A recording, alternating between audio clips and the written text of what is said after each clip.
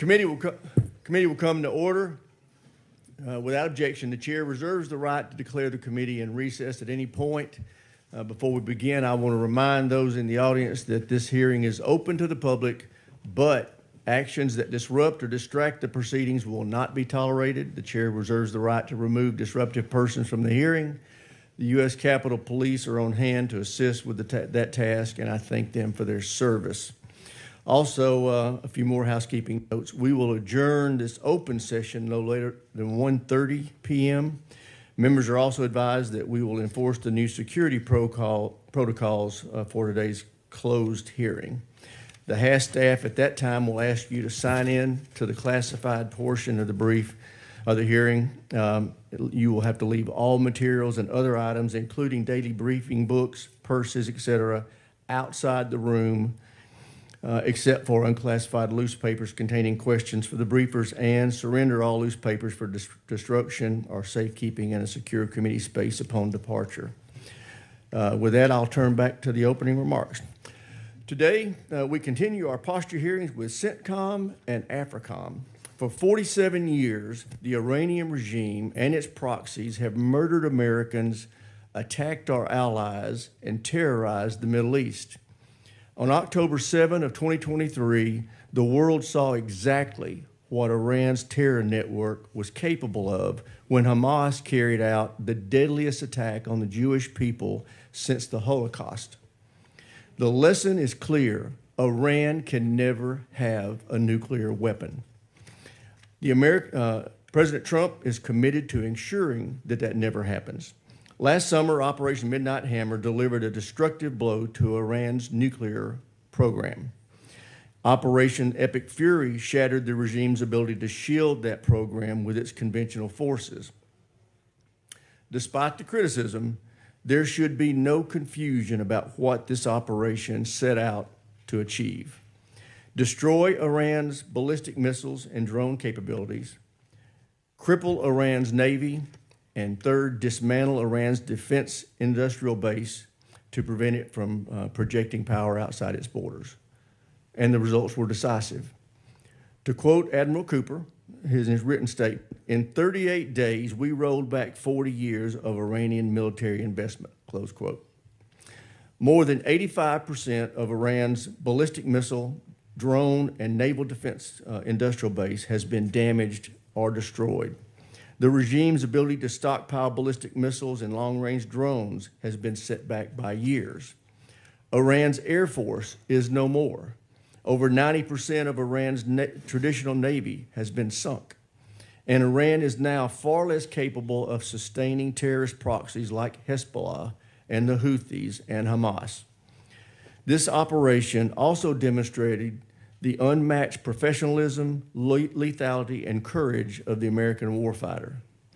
Every American should take pride in what our forces accomplished under extraordinarily demanding conditions. And we must honor the 13 brave Americans who made the ultimate sacrifice in their service to our country. Operation Epic Fury also demonstrated the enduring strength of America's allies, alliances, and partnerships. That begins with Israel, a model ally, fought alongside the United States throughout this campaign.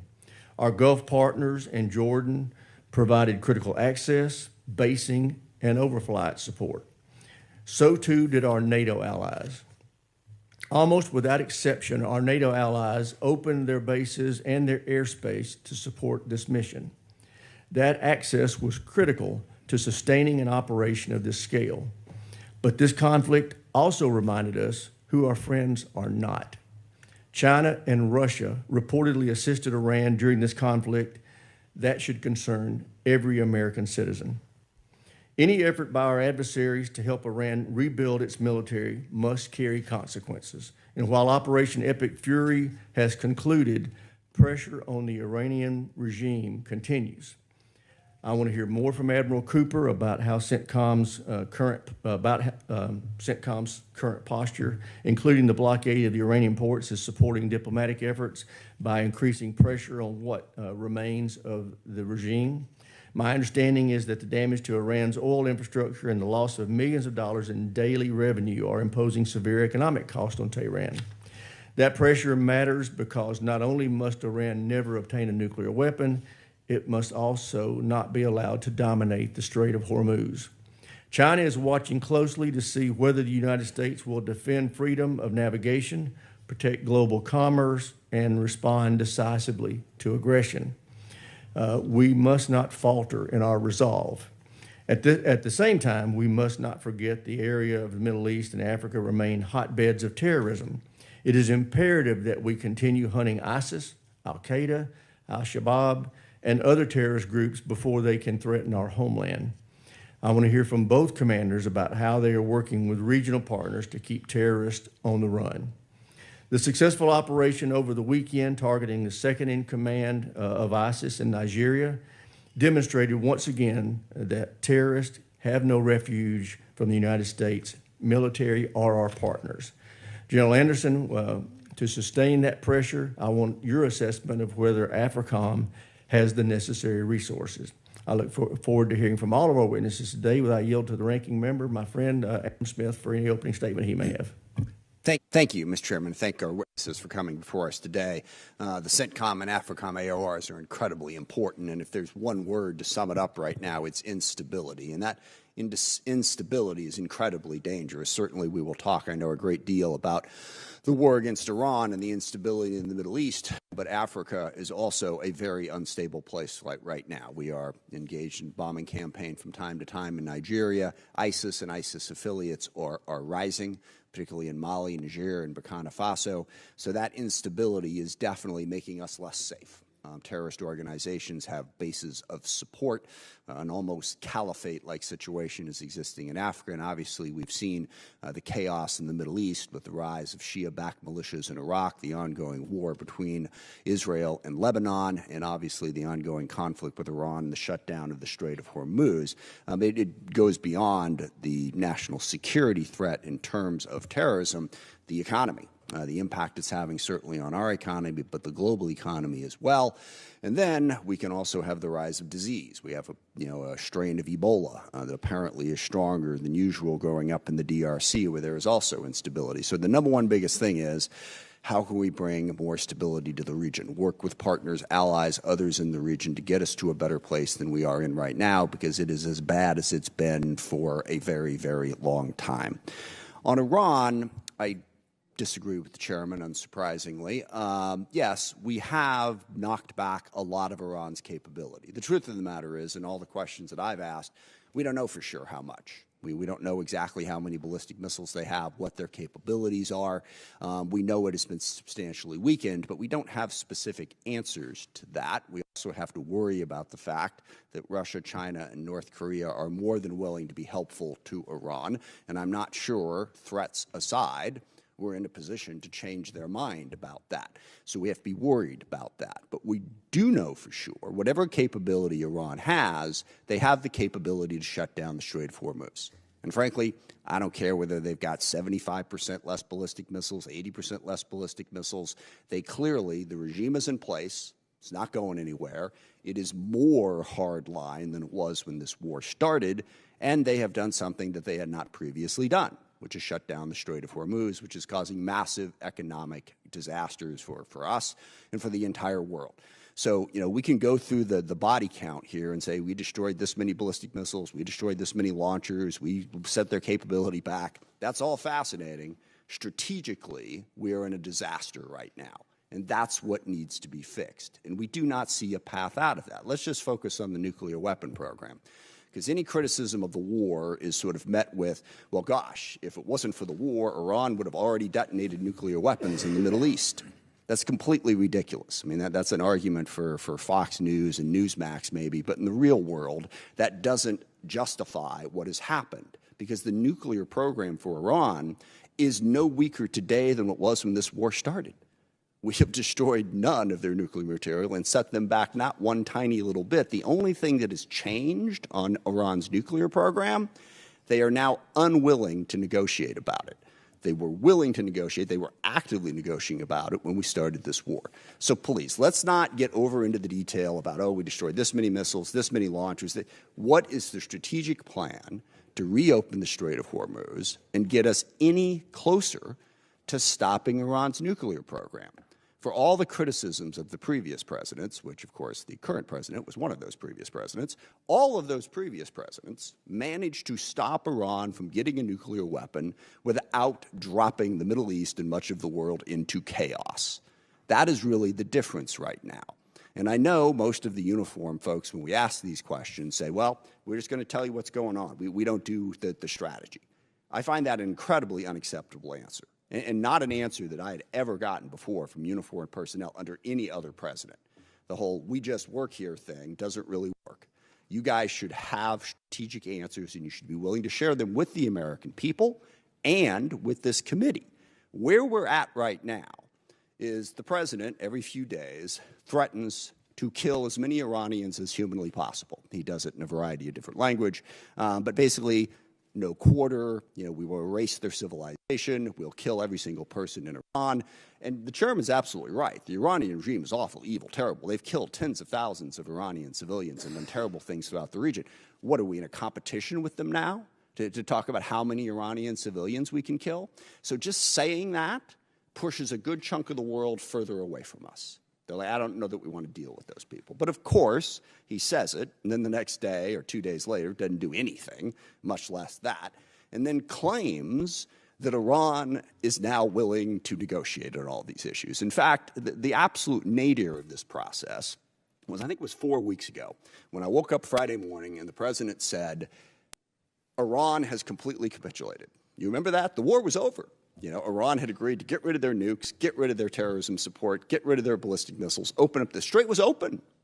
And there was reporting all day long like this was real. The president literally made it up. There was no progress whatsoever. And now the credibility of our entire country, because sadly the credibility of our country hinges on the credibility of our president, is dead. Who's going to believe anything we say? There is no evidence today that Iran is negotiating any of these things. Their position has not budged. Pay us to open up the Strait. That's basically their position, which is an incredibly weaker position for us. So what we need to know today is what's the strategic plan to get us out of this hole we're in. And thumping our chest about how many successful missions we ran doesn't change the fact that our economy is in the toilet. Inflation is higher than it's been in 3 or 4 years. Gas prices are up $1.50, and there's no end in sight. And it's worse for the rest of the world. Because as the president dismissively pointed out, but correctly pointed out, the rest of the world is more dependent upon the Strait of Hormuz being open than we are, which makes them just so grateful to us for having effectively shut it down. So let's hear a plan that isn't the president getting up in the morning and imagining that somehow wish fulfillment works in foreign policy, imagining that Iran has completely capitulated to all of our demands. What is an actual plan to get us out of this hole that the United States has done such an outstanding job of digging for all of us? That's what we need to hear today. I yield back. Thank the ranking member. Now I'd like to introduce our witnesses. First, we have the Honorable Dan Zimmerman, Assistant Secretary of Defense for International Security Affairs, Admiral Brad Cooper, Commander of CENTCOM, and General Dagvin Anderson, Commander of AFRICOM. Welcome to our witnesses. Mr. Zimmerman, we'll start with you. You're recognized. Chairman Rogers and Ranking Member Smith and distinguished members of this committee, thank you for the opportunity to testify on the posture of our forces and strategic priorities within the U.S. Central Command and U.S. Africa Command areas of responsibility. It is my honor to appear alongside CENTCOM Commander Admiral Cooper and AFRICOM Commander General Anderson. My testimony today will focus on the Department's approach to posture and strategy in these two theaters and how that is guided by our National Defense Strategy, or NDS. The NDS is based on the principles of peace through strength and America First foreign policy, flowing from the conviction that a government's first duty is always to its own citizens. Our strategy has 4 succinct lines of effort. First, we will defend the homeland. Second, we will deter China in the Indo-Pacific. Third, we will encourage and expect our allies and partners to step up and take more responsibility, especially in those areas where they have direct national security interests. And finally, to achieve all of this, we must supercharge the U.S. defense industrial base.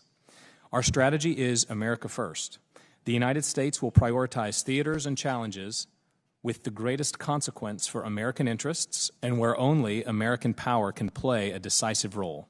Our adversaries must understand without doubt that the United States possesses both the capability and the political will to use decisive force to protect its vital interests and to safeguard the security and prosperity of the American people. As the NDS lays out, we aim to work with and support our allies and partners around the world to deter threats, set conditions for peace, and to pursue mutual security interests. Regarding the Middle East, President Trump has made clear that the United States seeks a more peaceful and prosperous Middle East, one defined by commerce and not chaos. This needs to be a Middle East where our allies and partners invest in and take the lead in responsibility for their own security. But to be clear, the United States will always retain the ability to act decisively to defend ourselves and our allies where and when we need. Operation Epic Fury is an example of this strategy in action. The President initiated Operation Epic Fury in direct response to the Iranian regime that waged a one-sided war against America for 47 years that threatened allies and partners and caused thousands of American casualties. And I would like to mention here and acknowledge the 14 fallen service members. We honor them and their families. Across every domain, land, sea, air, and cyber, the U.S. Joint Force delivered synchronized and layered effects to disrupt, degrade, and destroy Iran's ability to conduct and sustain combat operations. The Secretary has noted that although Operation Epic Fury was historic for its complexity, lethality, and precision, it also had a laser-focused mission, scoped to our interests and the defense of our people and our allies. President Trump also seeks to redefine the United States' relationship with Africa, transitioning from an aid-focused relationship to a trade and investment-focused relationship, favoring partnerships with capable, reliable states intent on achieving common interests. Our department will take a resource-sustainable approach to counterterrorism and stand ready to take direct action against Islamic terrorists in Africa who are both capable of and intent on striking the U.S. homeland, while empowering African and other partners to lead efforts to degrade and destroy terrorist organizations throughout the continent. Our operation with Nigeria over the weekend is an example of this strategy in action. Working alongside Nigerian partners, U.S. forces executed a raid in northeast Nigeria, killing the ISIS Global Director of Operations, Bilal al-Muniki, and members of his inner circle. Muniki will no longer be able to plot against American citizens and interests. In conclusion, the Department of War will continue without wavering to defend and secure the freedom and prosperity of the United States. Our posture in the U.S. CENTCOM and U.S. AFRICOM AORs is a coherent and integrated execution of our national defense strategy. It is an America First policy that advances peace through strength. Under the direction of President Trump, the Department has demonstrated our commitment and capability to defend the homeland and secure American priorities abroad while encouraging our allies and partners to increasingly shoulder responsibility on mutual security interests. The Department is confident in this strategy, in our exceptional service members, and in our ability to defend the United States. Thank you, and I look forward to your questions. Thank you, Mr. Zimmerman. Admiral Cooper, you're recognized. Well, good morning, Chairman Rogers, Ranking Member Smith, members of the committee. Thank you for the opportunity to testify before you today, and thanks especially to the committee for your steadfast support to the U.S. military and U.S. Central Command. I'm pleased to join today with Commander of U.S. Africa Command, my good friend General Dag Anderson, and Assistant Secretary Dan Zimmerman. I'm grateful to be accompanied by my wife Susan, representing the families of the more than 50,000 service members deployed in the Middle East. I'm also pleased to be joined by Fleet Command Master Chief Lateef Compton, the senior enlisted leader of CENTCOM. Recent events in the Central region show how quickly the course of history can change. Decades-old features of the strategic landscape, believed immutable, have been upended, bringing both challenges and opportunities. I strongly believe that every success that we have starts and ends with our people. In just the last 7 months, America's sons and daughters serving in CENTCOM have played key roles in implementing the President's 20-point peace plan for Gaza, degrading the ISIS threat in Syria, preventing an ISIS crisis by conducting a historic transfer of over 5,700 ISIS prisoners from Syria to Iraq, creating the most integrated and effective regional air defense architecture ever seen, which was decades in the making, and most recently addressing the rapidly accelerating Iranian threat. U.S. Central Command was created in direct response to the threats posed by the Islamic Republic of Iran, and I'm the 16th CENTCOM commander to deal with the Iranian problem set. For 47 years, the Iranian regime terrorized the region and made hostility to the United States a core tenet of its rule. The regime is an even more deadly threat to its own people, killing tens of thousands of innocent Iranians during protests in January, with public executions ongoing. Iran has long had three pillars of intimidation and coercion: their nuclear program, their ballistic missiles and drones, and their proxies, especially Hezbollah, Hamas, and the Houthis. Let's look at each of these. First, all signs pointed to Iran's intent to create a nuclear weapon capability. And then to protect their nuclear program, Iran built thousands of ballistic missiles and drones, and they did it for two reasons: to create a shield to make their nuclear site untouchable, and to create an offensive capability so large that regional partners couldn't possibly defend against it. Along the way, their proxies did Iran's dirty work across the region. Prior to the start of Epic Fury, Iranian-supported terror groups attacked U.S. troops and diplomats more than 350 times in the previous 2.5 years, killing 4 U.S. service members and wounding nearly 200 others. To directly counter this accelerating Iranian strategy that we all saw, the U.S. military was directed by the President to execute 2 significant operations, and here are the results. First, Operation Midnight Hammer significantly degraded Iran's nuclear program. And second, Operation Epic Fury significantly degraded Iran's ballistic missiles and drones while destroying 90% of their defense industrial base, ensuring that Iran cannot reconstitute for years. And then finally, Iran spent decades and billions of dollars arming proxies. Today, Hamas, Hezbollah, and the Houthis are cut off from Iran's weapons supply and support. Said a different way, American military action derailed Iran's strategy that was 47 years in the making. So where are we now? The ceasefire continues, and consistent with the President's direction, we've established a highly effective maritime blockade of Iran. To date, we've turned away 88 ships. There has been zero trade into Iranian ports and zero trade out of Iranian ports, squeezing Iran economically and creating powerful leverage for the ongoing negotiations. Of course, these results were not without cost. We honor the memories of the 14 service members who made the ultimate sacrifice during Operation Epic Fury and 2 soldiers and a civilian killed in Palmyra, Syria. They represent the very best among all of us. But before I close, I want to make clear, we are committed to the law of armed conflict. The United States does not target civilians. We take all civilian casualty reports seriously. This is now part of our culture, and I invite each and every one of you, as well as all of your staffs, to visit Tampa and see our targeting process for yourselves. As I sit here, we're clear-eyed. The situation in front of us is complex. High-stakes negotiations continue. Our job is to be ready, and we are. I testify today on behalf of the brave servicemen and women deployed to the Central region. It's a great life honor and privilege to serve as their commander, and thank you, and I look forward to your questions. Thank you, Admiral. General, you're recognized. Chairman Rogers, Ranking Member Smith, members of the committee, thank you for the opportunity to provide you an update on U.S. Africa Command. I'm joined today by Command Sergeant Major Garrick Banfield, AFRICOM Senior Enlisted Leader, and it's an honor for me to be here today with my friend and colleague, Admiral Cooper, and the Honorable Dan Zimmerman.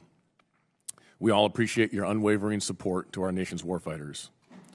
Before I start, I'd like to recognize the service of First Lieutenant Kendrick Lamont Key, Jr. and Specialist Mariah Collington, who lost their lives in a tragic accident during African Lion. I would also like to thank our allies and partners, particularly Morocco, who stepped forward when it mattered most. Today, the epicenter of global terrorism is in Africa. ISIS leadership is African. Al-Qaeda's economic engine is in Africa. Both groups share the will and intent to strike our homeland. As the President reported this past Friday, AFRICOM, in close coordination with our Nigerian partners, dealt a significant blow to ISIS global terror network. Our successful mission eliminated several key ISIS leaders, to include Abu Bilal al-Manuki, the most active and impactful terrorist in the world. He was the ISIS financial and organizational mastermind plotting attacks against the United States and our interests. Manuki's death disrupts ISIS operations around the world, but only sustained pressure and multidimensional approach with the support of partners united by mutual security interest can address this complex problem. As this recent operation demonstrates, AFRICOM is prioritizing willing and capable partners. We support partners with unique capabilities that only the U.S. can provide, such as ISR, targeting, and precision strike. This approach has taken ISIS leaders off the battlefield in Nigeria and driven their leadership in Somalia underground, putting pressure on the broader ISIS network. In West Africa, al-Qaeda affiliate JNIM has demonstrated increased capacity to control key terrain in the Sahel, most notably by strangling fuel supplies around population centers. The capture of a capital city would provide al-Qaeda with all the trappings of a nation-state to sponsor global terrorism. With a 75% reduction in our regional posture over the past decade, compounded by the drawdown of our allies, we struggle with an intelligence black hole. Without sufficient indicators and warnings, we risk being blind to the gathering dangers and threats of the region. AFRICOM's lack of expeditionary capabilities and diminished force posture compromises our crisis response. In a crisis, we can surge assets, but you cannot surge trust. Our reduced presence on the continent also allows disruptive actors to drive the agenda and undercut American interests. China views Africa as its second continent, securing control over critical minerals and infrastructure, potentially boxing us out of the resources that energize our industrial base. Africa also serves as Putin's purse, where Russia exploits instability to extract resources, including human lives, to fuel its war machine. To contend with these threats, AFRICOM must think and operate differently. With less than 0.1% of the department's budget, we must maximize every taxpayer dollar to deliver an outsized return on investment. AFRICOM continues to leverage low-cost, high-yield activities to amplify our impact on the continent. International military education and training and the State Partnership Program are reliable force multipliers, forging partnerships with African militaries and demonstrating cost-effective burden sharing. The AFRICOM exercise program is emerging as a battle lab to test and validate new technologies on behalf of both the Joint Force and our African partners. Finally, Africa sits at the crossroads of global commerce and security, bridging strategic terrain between the Atlantic and the Indo-Pacific. It is the world supplier of critical minerals for advanced defense systems and home to 12 of the 20 fastest-growing economies. By 2050, it will account for a third of the global working-age population. AFRICOM is increasingly focused on this critical convergence of economy and security and stability. Our efforts span all elements of national power, and we coordinate closely with state, commerce, energy, and treasury. The Department's new Economic Defense Unit has been an invaluable partner.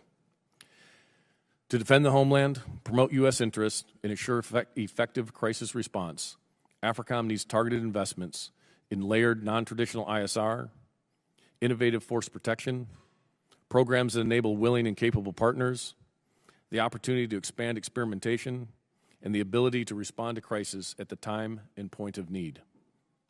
Africa is a continent of opportunities, not only crises. With the continued support of this committee, I can assure you that every dollar you authorize for AFRICOM will contribute directly to the security, safety, and prosperity of the United States. Thank you. I look forward to your questions. Thank you, General. Thank all the witnesses for being here in those testimonies. That's very helpful to us. I recognize myself for questions. Admiral Cooper, you have spent the last 6 years in either senior leadership or command positions in the Middle East.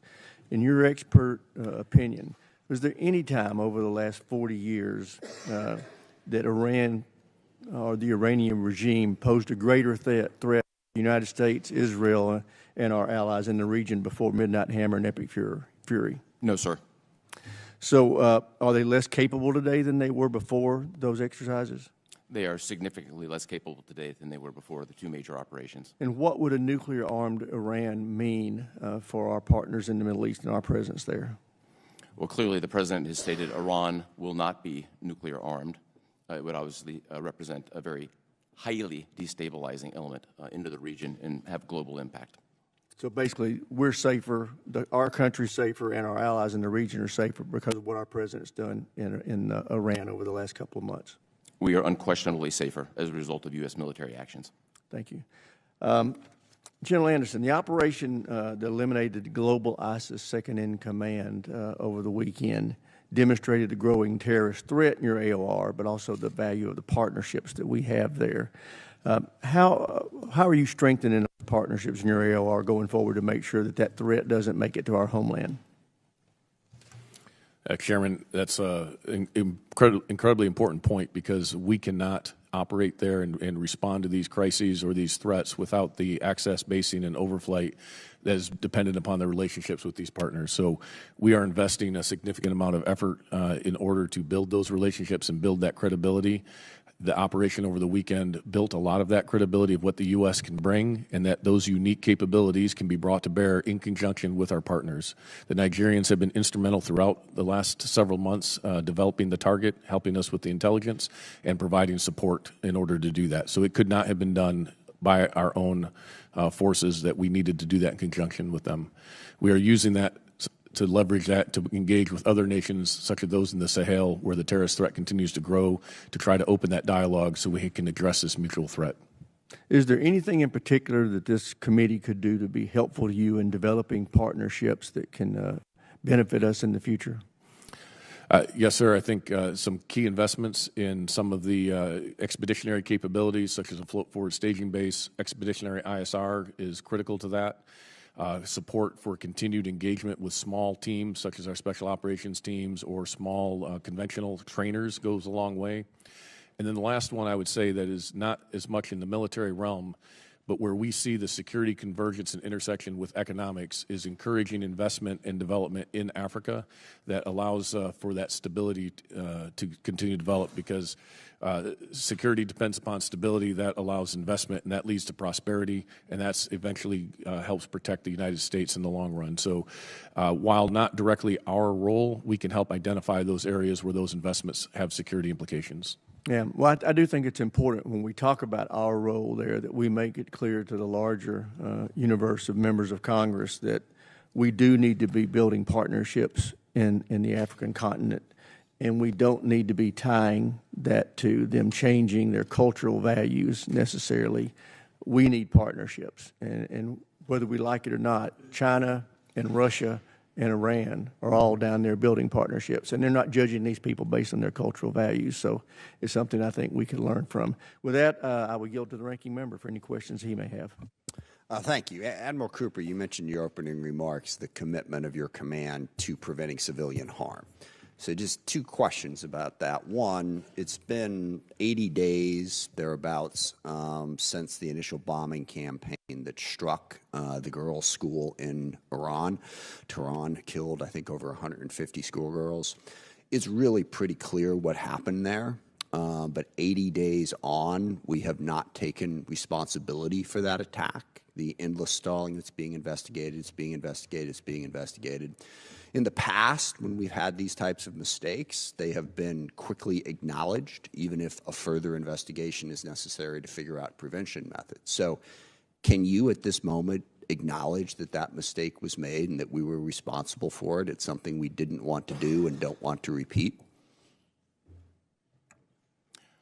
Congressman, to reiterate, the United States does not deliberately target Got that part. Period.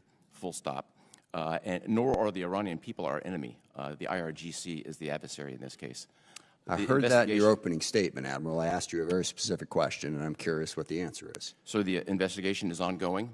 As soon as it is complete, I'm happy to be as So that's transparent as enough. possible. We will not take responsibility for something we very obviously did.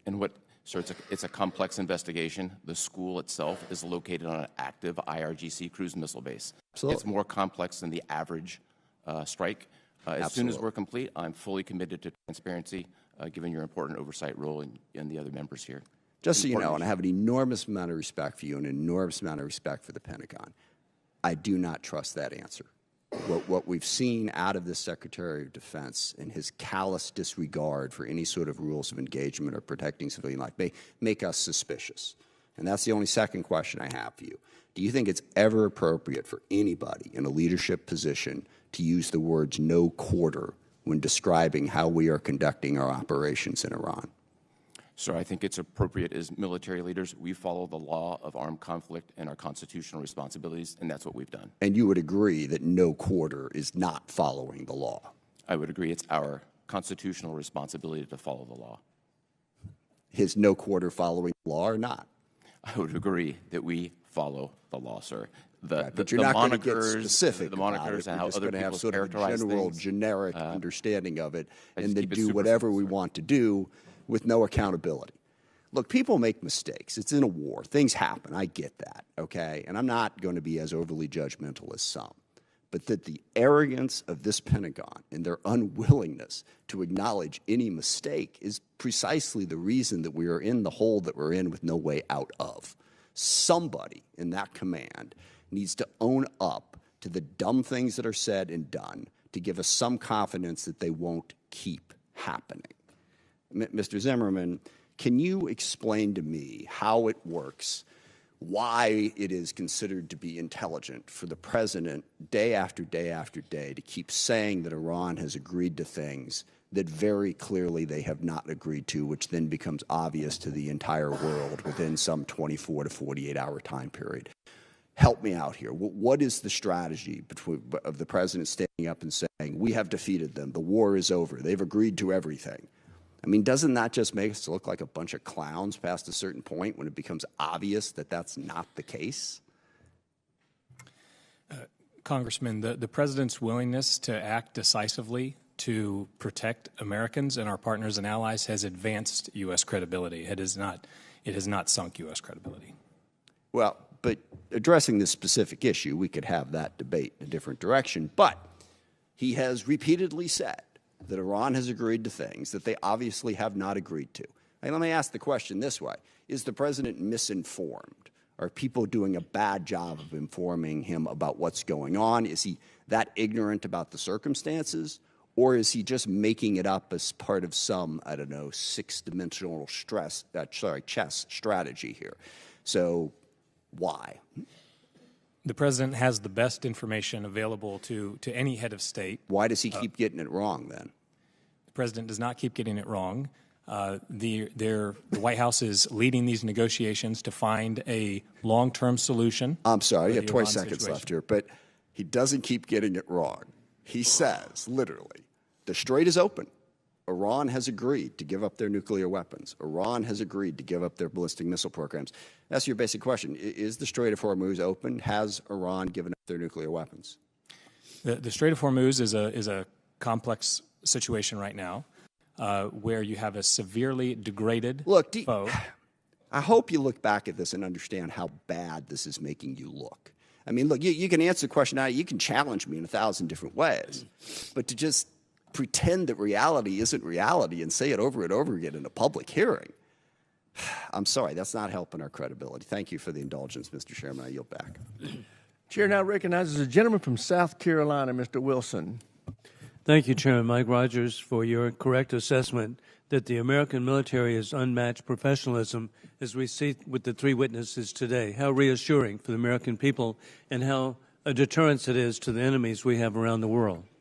I've never been more appreciative of the American military than I am today. As a 31-year veteran myself, I'm really grateful that I've had 4 sons serve in Iraq, Egypt, Afghanistan, to see the success. And dictators are on the run.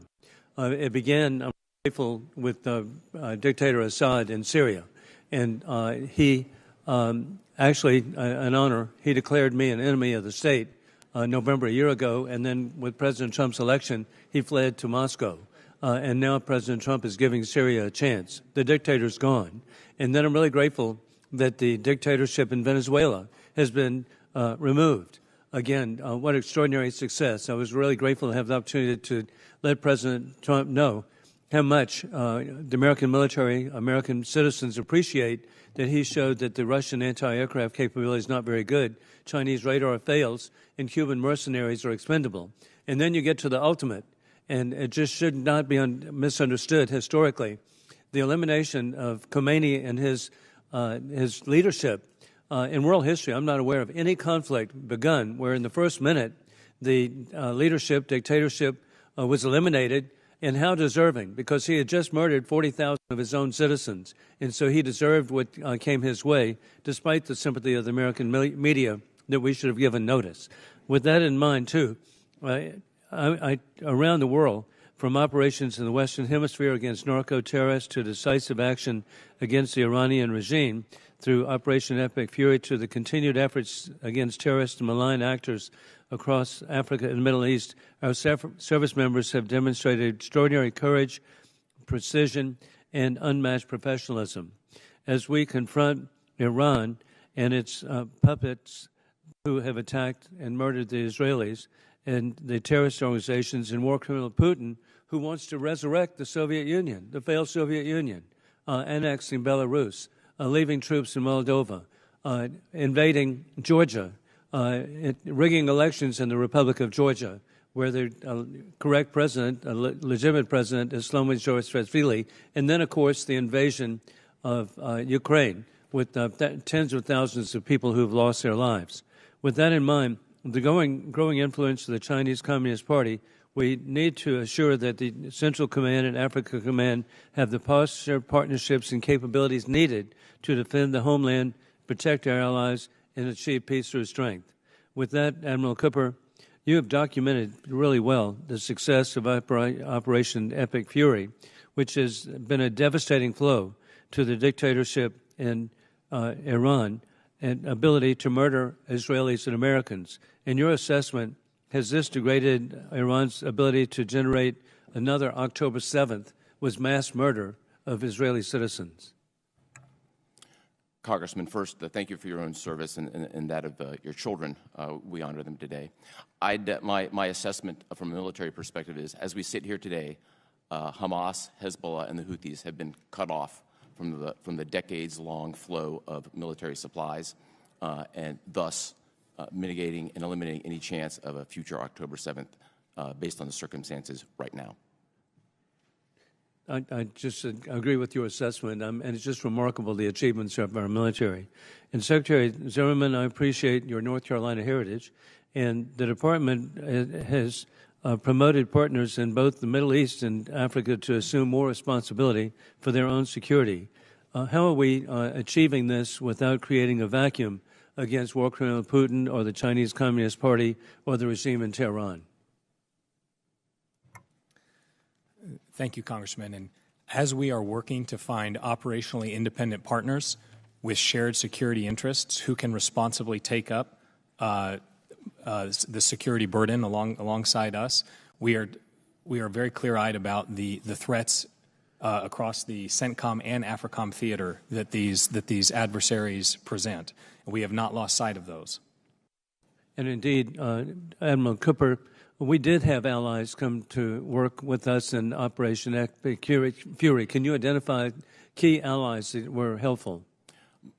Congressman, most notably, we literally served side by side in this broad Middle East air defense network with 5 Middle East partners: UAE, Saudi Arabia, Bahrain, Qatar. Gentleman's Kuwait, time's expired. Chair, and I recognize the gentleman Jordan from and Connecticut, Mr. Courtney. Thank you, Mr. Chairman, and thank you to the witnesses. Mr. Zimmerman and Admiral Cooper, in your testimony, Admiral, you in page 3 stated that one of the top priorities of CENTCOM is preserving America's advantage and position of strength relative to China. Mr. Zimmerman, in page 1, you said, secondly, we will deter China in the Indo-Pacific region through strength, not confrontation.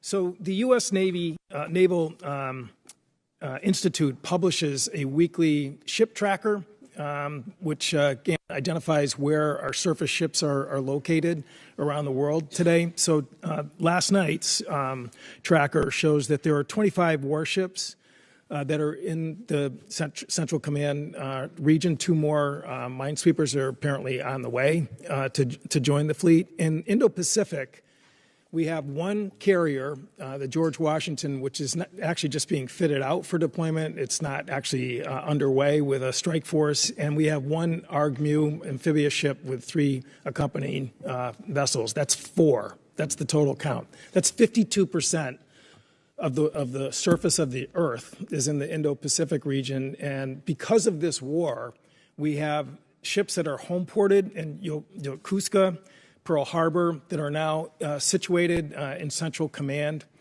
And I guess the question I have for you, Mr. Zimmerman, the National Defense Strategy states that the U.S. will build and sustain a strong denial defense along the first island chain. Right now, I don't know how that's possible, given the fact that so many forces, naval forces, have been concentrated in command. How is this policy, this war, aligned with our national defense strategy, which identified China as still the number one pacing threat? Congressman, we remain fully committed to the priorities as you have outlined them there, including denial defense and deterring China peace. With what? Congressman, we retain the ability to act decisively when and where we need to around the globe. That's all part of the global force management process. The Indo-Pacific theater is not part of my theater, so I'll be careful how broadly I speak. But rest assured, the Department is 100% committed to the priorities laid out in the NDS, and we retain the ability to act to implement all those priorities, Thank you. So, including. Mr. Chairman, I would just ask that the USNI tracker dated May 18th be admitted to the record, which again just shows the incredible imbalance that we have right now in terms of the positioning of our fleet. I would also note, Mr. Rogers correctly stated how important it is to build up partnerships. Right now, we have a terrible energy crisis in this country, which Mr. Smith referred to. Eastern Asia is of a totally bigger, more catastrophic magnitude. Countries are implementing 4-day work weeks. They're doing rationing because of the fact that not only is the price is not going up, but because they depend on the Strait of Hormuz, supplies are actually being run down right now. It is not really hard for people to sort of understand who's causing this in terms of countries that we are trying to build partnerships. And frankly, I think that is another strategic harm that this war has created in terms of, again, the number one identified defense challenge that we face, according to Trump's own defense strategy. Admiral Cooper, I have a couple quick questions for you. Is a blockade an act of war? So we're executing the blockade today consistent with international armed conflict. Well, the international law actually, in terms of blockades, was established in 1909 at the London Naval Conference, which the U.S. participated in, and the U.S. Senate actually voted to endorse. And it defined blockades as an act of war. Blockades don't work unless you have warships there to enforce them. So, of course, it's an act of war. I mean, and again, that's black letter maritime law, isn't it? So I defer to the Department as well as the White House in any characterization of how we execute business from a combatant command standpoint. From my perspective, we execute the orders as given, and today the legal umbrella that we're operating under is international armed conflict. Well, it is really, as I said, not even a question of law or facts. I mean, if we had a Navy blockading the port of New York and New Jersey, we would treat that as an act of war. And the notion that somehow the ceasefire stopped the tolling of the War Powers Act in April when we put a blockade a few days later, which is an act of war, again, fails the legal test, which you don't need to really get intense advice from Office of Legal Counsel. I yield back. The gentleman's time has expired. The chair now recognizes Mr. Turner. Thank you, Mr. Chairman. General Anderson, in your opening portion of your written statement, you say that AFRICOM, we work with our African partners and our allies on collective security. You then note that you're facing more demanding challenges with ISIS, Al-Qaeda, but also disruptive actors like Russia, China, and Iran. I want to turn to Kenya and Russia. I believe that Kenya is a strong ally. You would agree that Kenya is a strong ally, would you not, General? Yes, I would. I've been to Kenya. I've seen and I'm aware of our collective operations, and I was very surprised and very concerned when I saw the New York Times reporting of Kenya's National Intelligence Service report that up to 1,000 Kenyans had been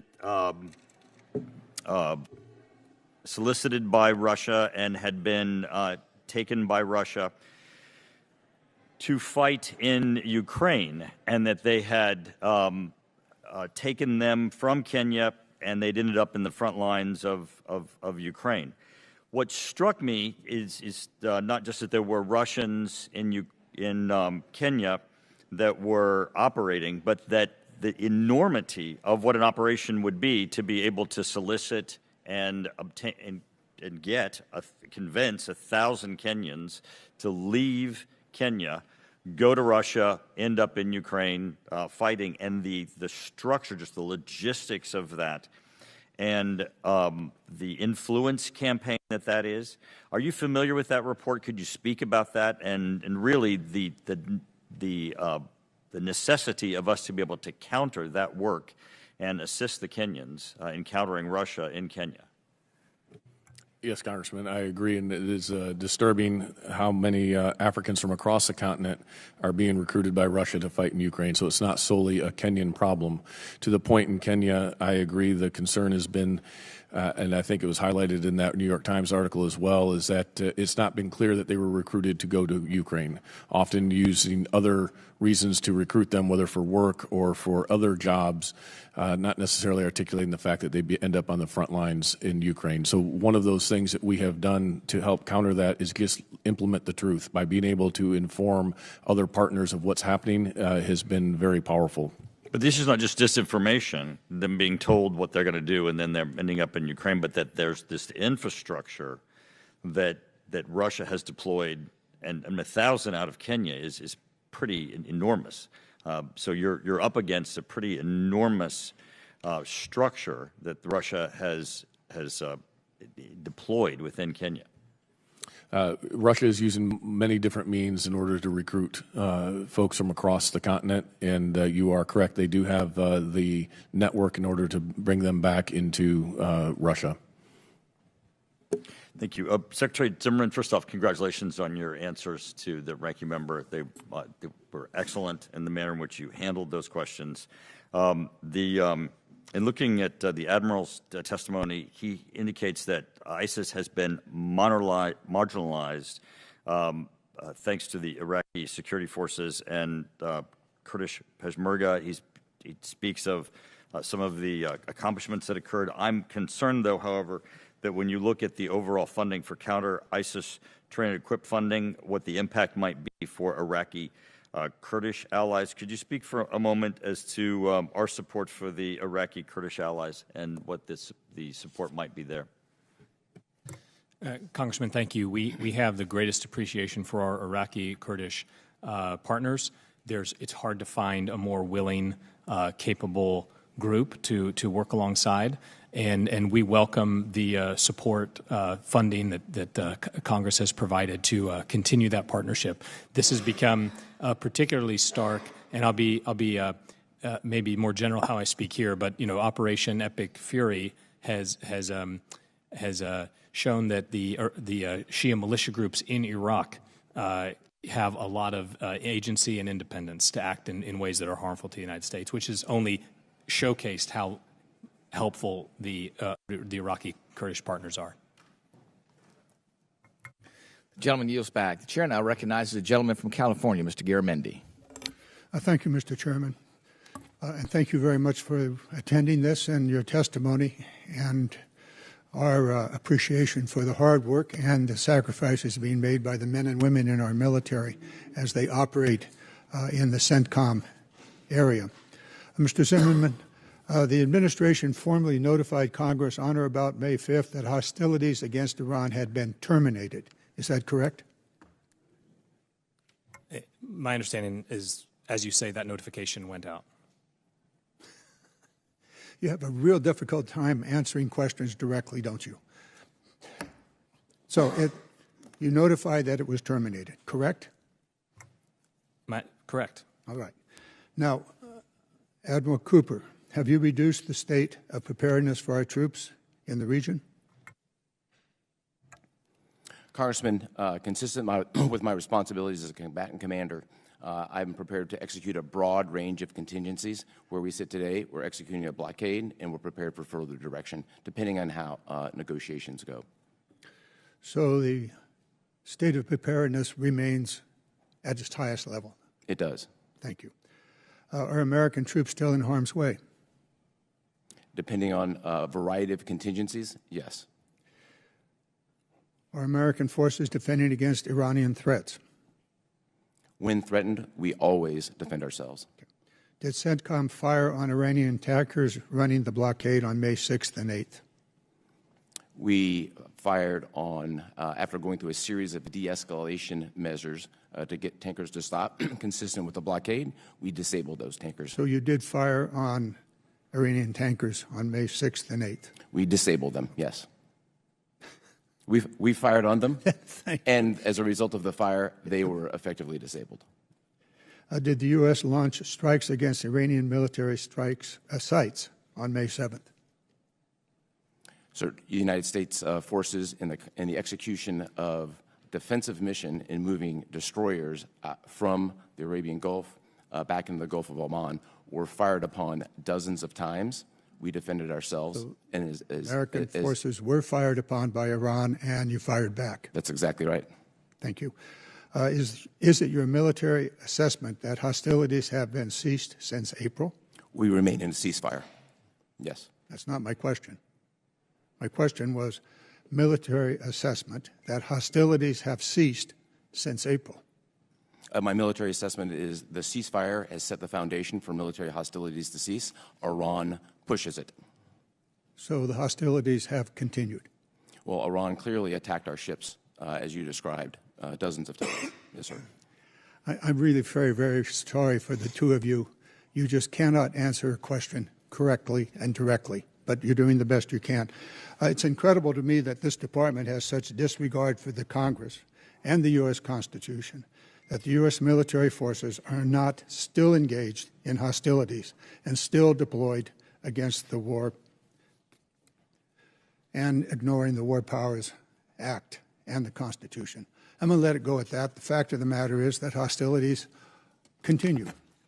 And I would like to enter into the record, Mr. Chairman, 10 different press releases from the Department of Defense that specifically discuss the continuing hostilities. I'd like now to turn to Africa. General Anderson, you indicated a 75% reduction of military support in Africa. Is that correct from your testimony? In the posture in West Africa, yes, sir. Okay. Is USAID a critical element in the African strategy going forward? So there is a role for targeted aid that supports security and stability that is part of the many tools that the government uses across Africa. USAID available to do that? USAID exist, does it? It does not exist today, sir, no. And is there a famine in Sudan? Conditions are becoming quite dire in Sudan when it comes to food support. Okay. The fact of the matter is that the U.S. military, question to you, can the U.S. military carry out its activities in Africa without the kind of support that USAID was providing to the African people and African economies and communities? So the military is still able to continue its execution of military objectives and military activities on the continent. Gentleman's time has expired. The chair now recognizes himself for some questions. And gentlemen, thanks again for joining us today. Admiral Cooper, I want to begin with you and to get your perspective on the Iranian regime's attacks against civilian targets, both in the Gulf region and neighbors in the entire vicinity. We know historically they've used proxies like Hezbollah, Hamas, the Houthis, to maim, torture, and kill innocent civilians, including Americans. We know that now the regime has blood directly on their hands and things that they've done most recently, and we've seen that. It's pretty alarming as to how they are escalating things within that realm. To me, it's pretty clear that the destabilizing force in the Middle East is Iran, and they intend to continue that. There's also very distinct differences between how the United States operates and how Iran operates in this time of conflict in that region. I wanted, though, to rewind a little bit and go back to where things started, and that was last December, and get your perspective on how you were monitoring the anti-regime protests and efforts there in Iran. What was your assessment of that? What did you find, and what did you see? And then, how many civilians do you assess were killed or hurt in those counter efforts by the government against its civilians? Congressman, we'd assess that number to be in the tens of thousands of civilians killed by the regime. Okay.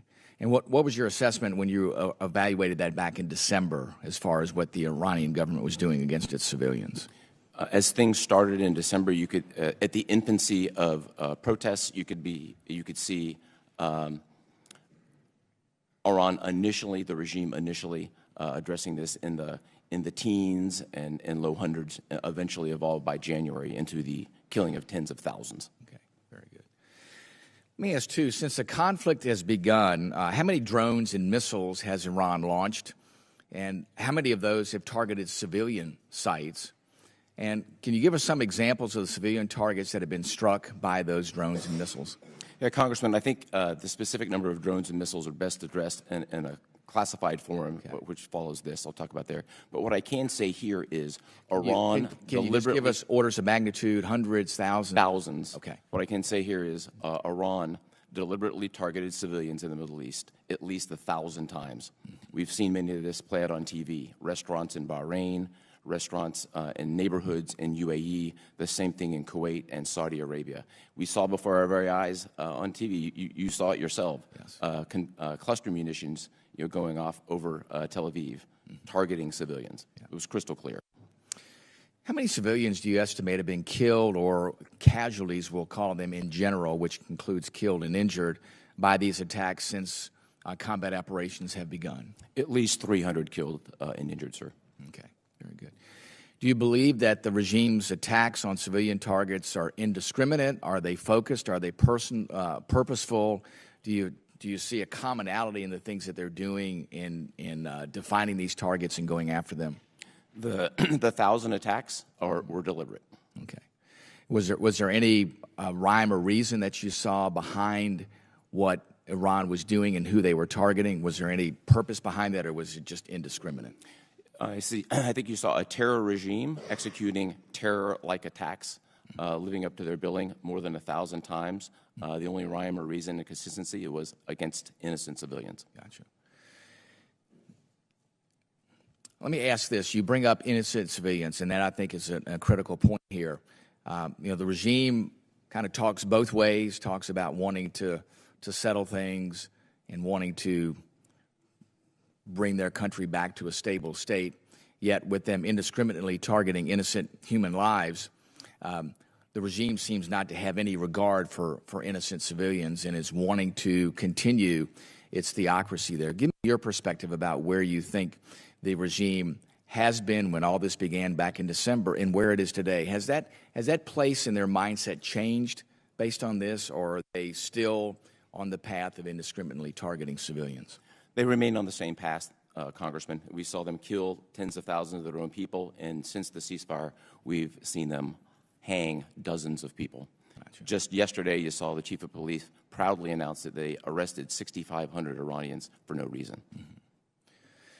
So none of this has changed within the regime. They're still trying to suppress their own people, still trying to have that iron fist on their population there to keep them under control, regardless of what happens elsewhere. I completely agree. Very good.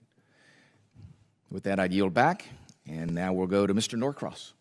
Thank you, Chairman. I'd like to thank the witnesses for coming here today. Much discussion about the most relevant issue here. That's the war in Iran and the reason why we're there, or the reason listed. But I think we all can agree that Iran cannot have a nuclear weapon. That is almost at every beginning of a statement the first thing we talk about. And certainly we understand that. So, Admiral Cooper, in your testimony, pages 6 and 7, you outline the assets that CENTCOM has destroyed in Iran. Your assessments that we have destroyed approximately 85% of the ballistic missiles, drones, and naval industrial base, preventing their ability to execute operations, stunt their ability to reconstitute their force. Despite that assessment of degraded capabilities. What wasn't happening prior to this war is now happening, and that's the Strait of Hormuz being closed. Can you give us the difference between that assessment, which you laid out to us, and how the straits are now closed? Congressman, thank you very much for that. I think these are two separate matters. There is a linkage that I'd like to discuss in a closed forum for sure. With respect to their conventional capability, if I zoom out and directly to the ranking member's point, from a military strategy perspective, we absolutely derailed decades of what Iran was trying to achieve with their ballistic missiles, their nuclear program, and the proxies. That's one piece of it. I think equally important is their ability to build and reconstitute. That's been eliminated. This will not. So that part's been eliminated. On the Strait of Hormuz itself, sir, to your question, I think there's several important factors here. The blockade itself, which we are controlling, nothing is going in or going out.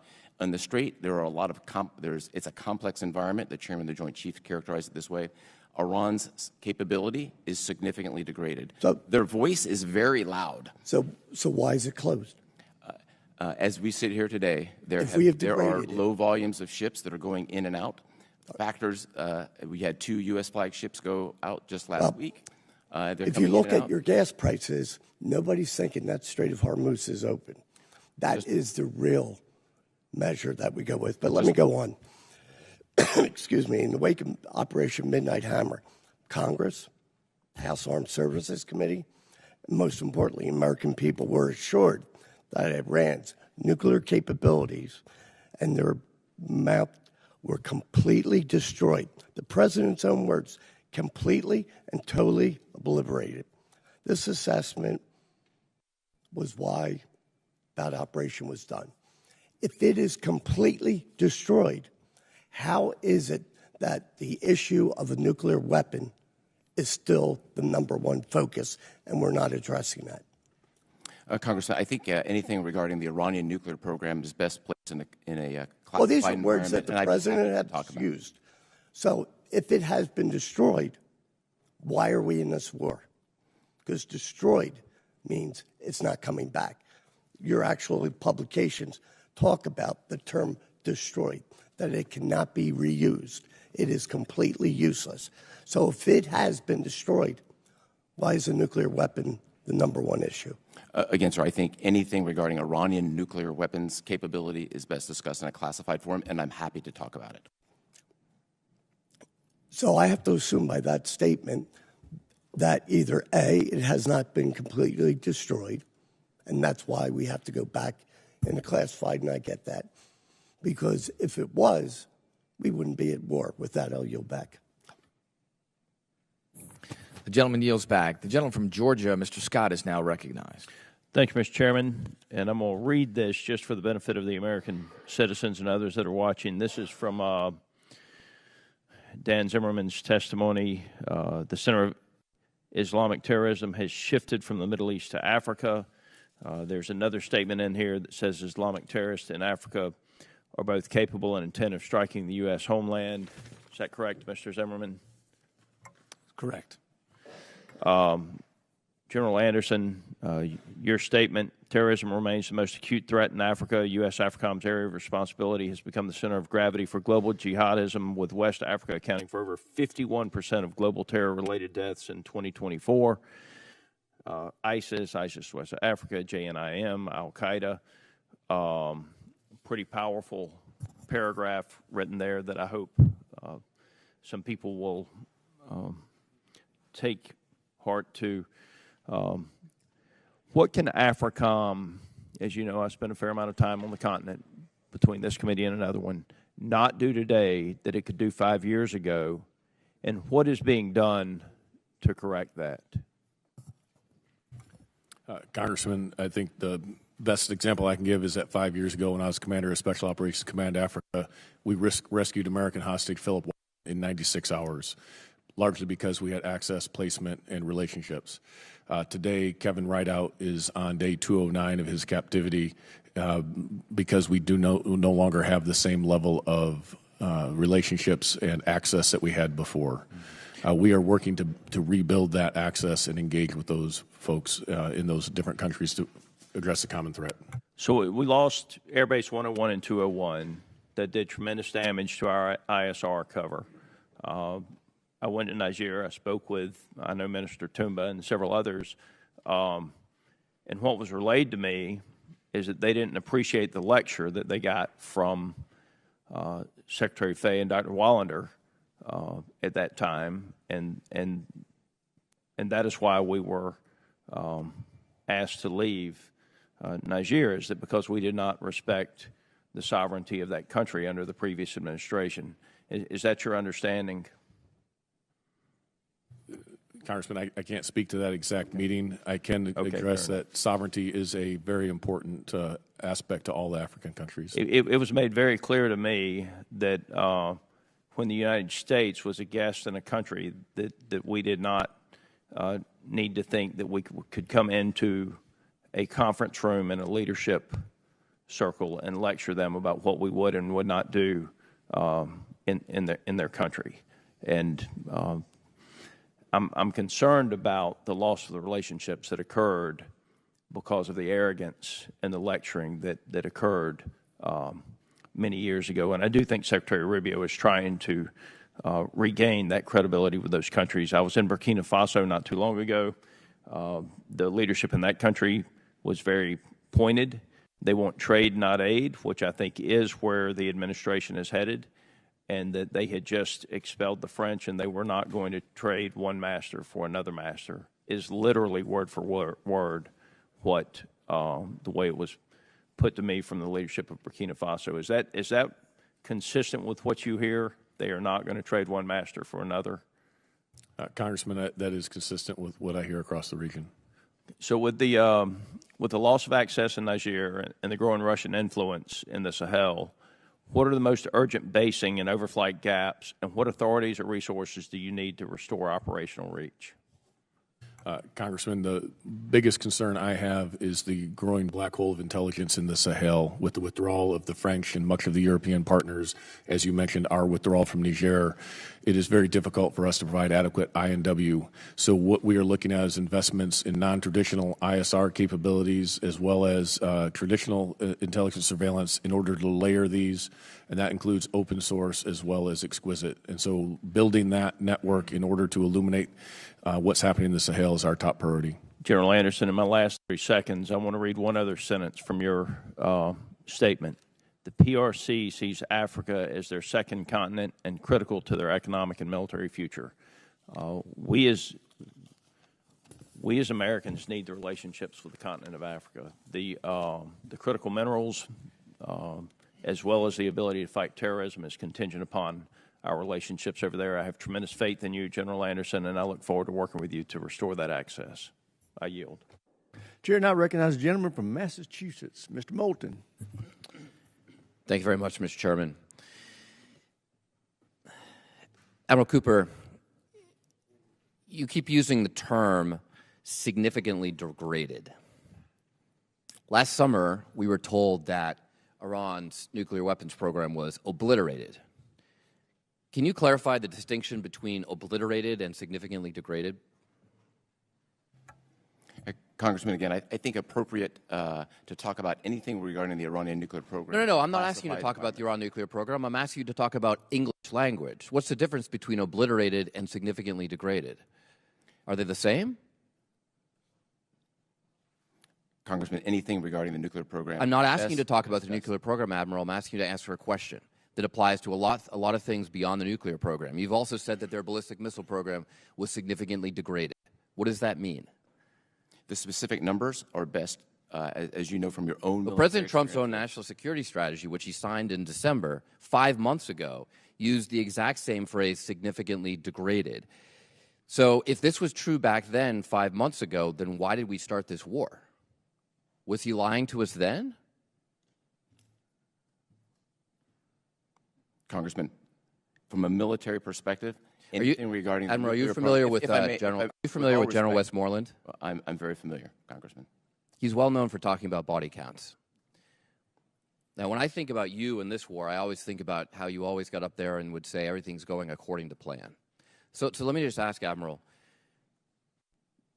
where was closing the strait in the plan? I'm happy to discuss the specific operational aspects. So did you just not anticipate that? Did you not think that Iran could do that? Or was that part of the plan here? Congressman, for 250 years, the Navy has kept sea lanes open and free. Under every previous president, the Strait of Hormuz has been open. So why is it closed under your watch? Congressman, I've traveled through the Strait of Hormuz probably 100 times. I'm intimately familiar with it as a combatant commander. So why is it closed? If you're so familiar with it, did you not anticipate that Iran might might answer the question? If I may answer with respect, with all due respect, my responsibility as a combatant commander is to lay out all the options, present those to the Secretary and the President. They make policy-level decisions. So you presented the operational aspect. So, Admiral, you presented the reality that Iran might close the strait to the President and the Secretary of Defense. Anything that I discuss with respect to okay, well, let's go back to the plan. Where was begging China for help opening the strait part of the plan?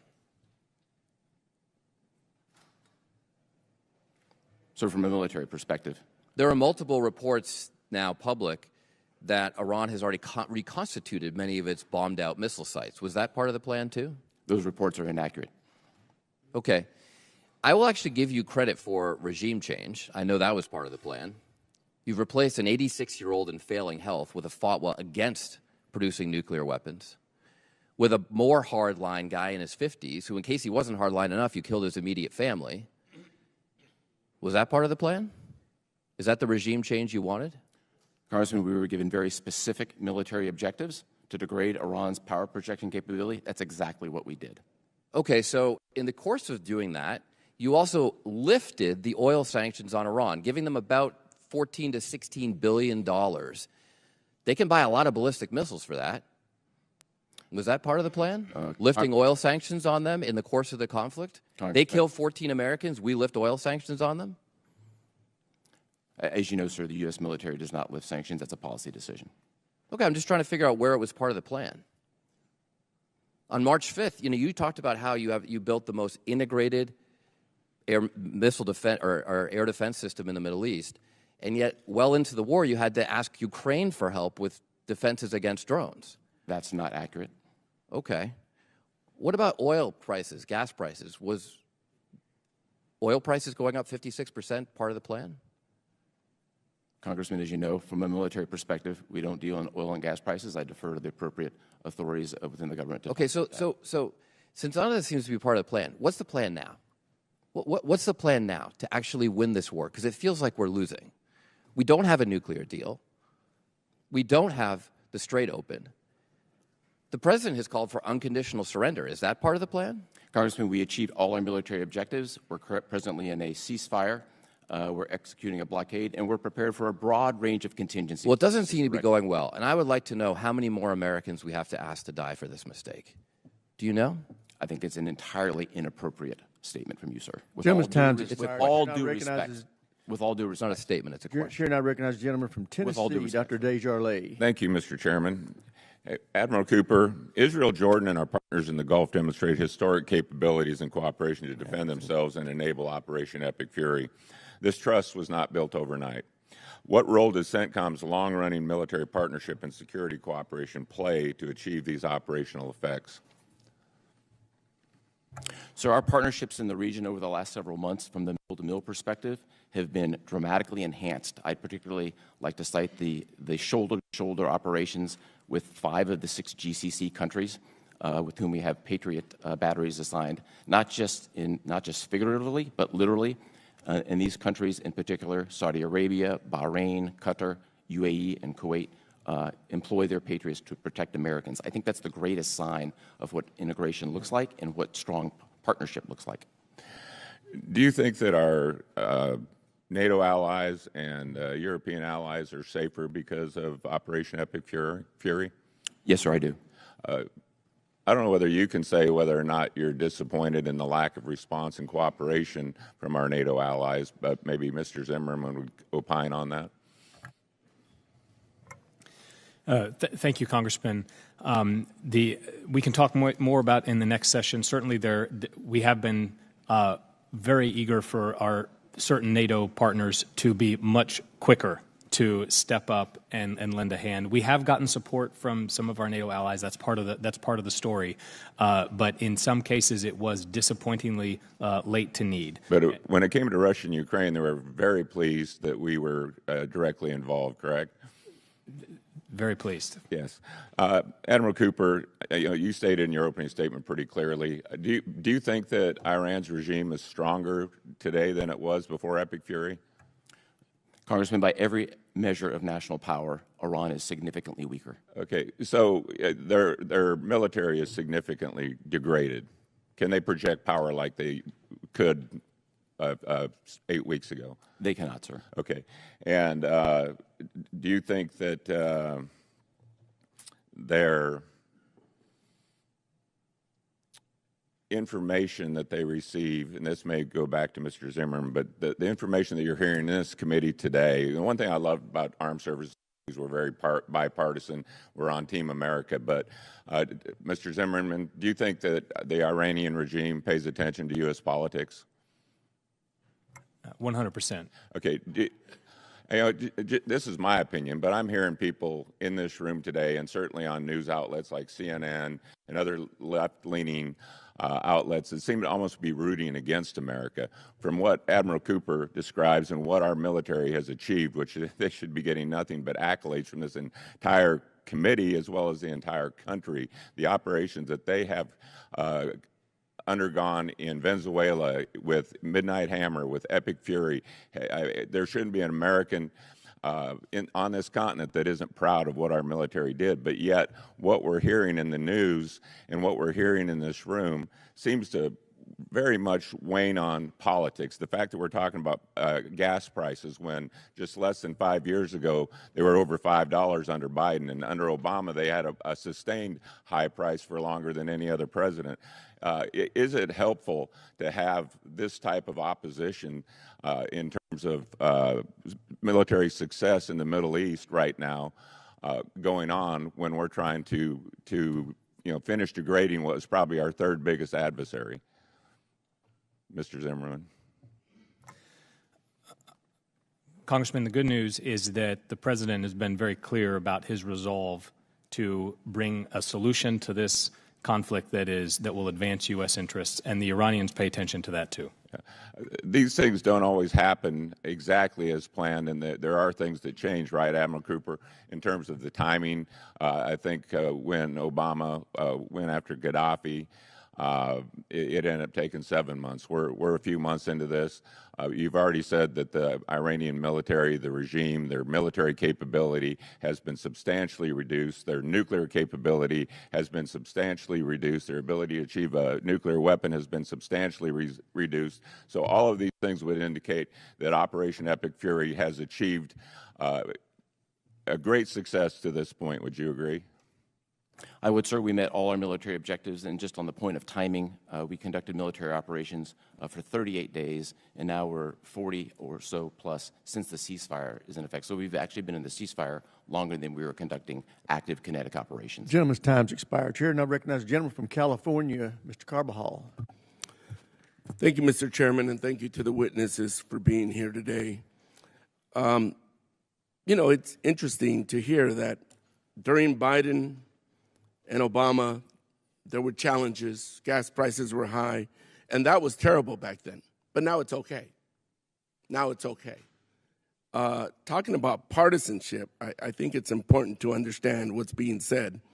I want to start by expressing my condolences to the families of the 13 service members who lost their lives in this war, and of the 2 service members who passed away during the training exercises earlier this month in Africa. Admiral Cooper, I also want to thank you and all the men and women serving under you for your service to our nation during this difficult time and a misguided war. We are quickly approaching 3 months of deeply unpopular war, a war that still has no clear objectives and end in sight, a war that is costing billions of taxpayer dollars, a war that is driving up the cost of living for every American, especially at the pump.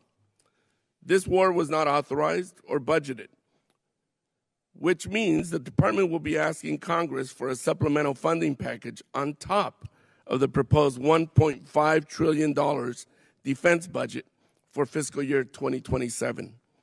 Secretary Zimmerman, we know the cost of oil has gone up globally, with some estimates over 55%.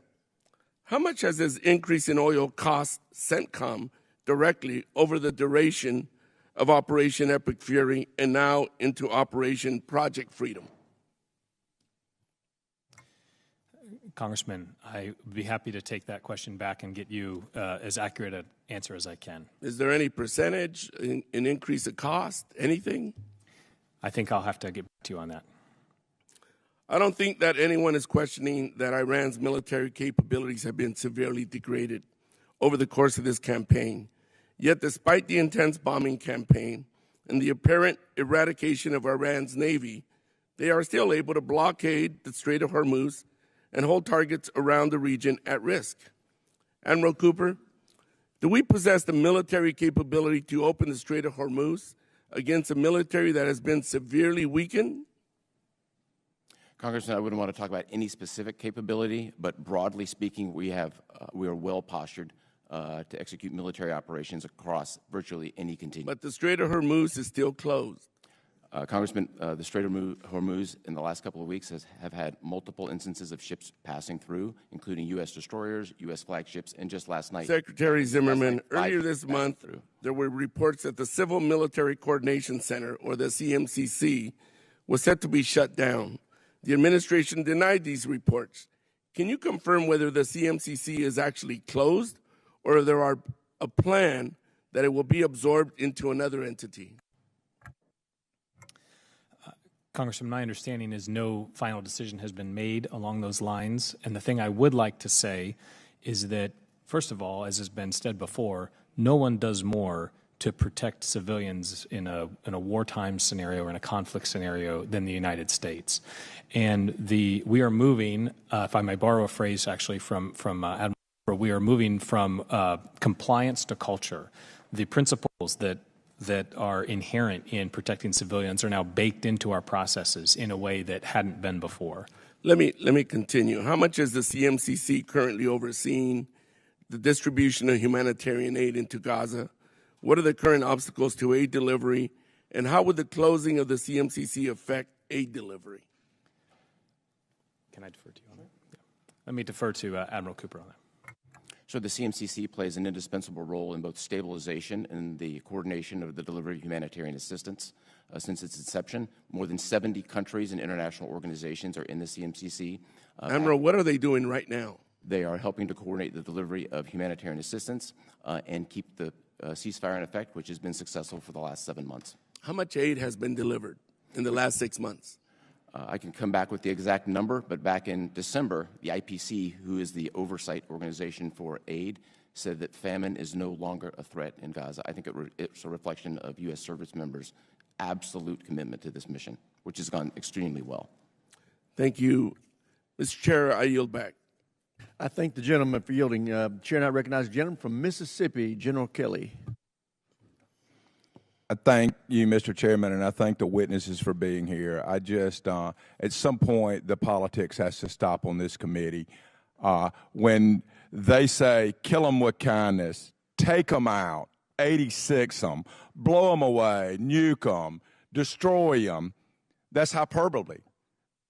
When President Trump says that, it's an actionable term. It's either one or the other. It's not both. And to use it when it's convenient politically is not right for either party, for either side. I would just say, when the president said give no quarter, did he give a lawful order to the military to give no quarter, or was it just a tweet or something that he said? Did he give anybody sitting at that table a lawful order to give the enemy no quarter? No, sir. No, sir. Did either of you interpret any tweet, message, talk on TV, anything else? Did you interpret that as the right for you to give the enemy no quarter? No, sir. No, because it's hyperbole. It means we're going to tell you everything necessary to win this war and nothing more.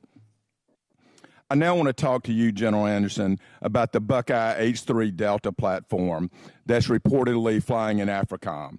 Is the data being collected actual and used today in AFRICOM, SOCOM, and other places around the globe? Yes, Congressman. The platform does pretty well in working in with other platforms that we have to help build a picture, a common operating picture for you in AFRICOM. Is that correct? That's correct. Okay.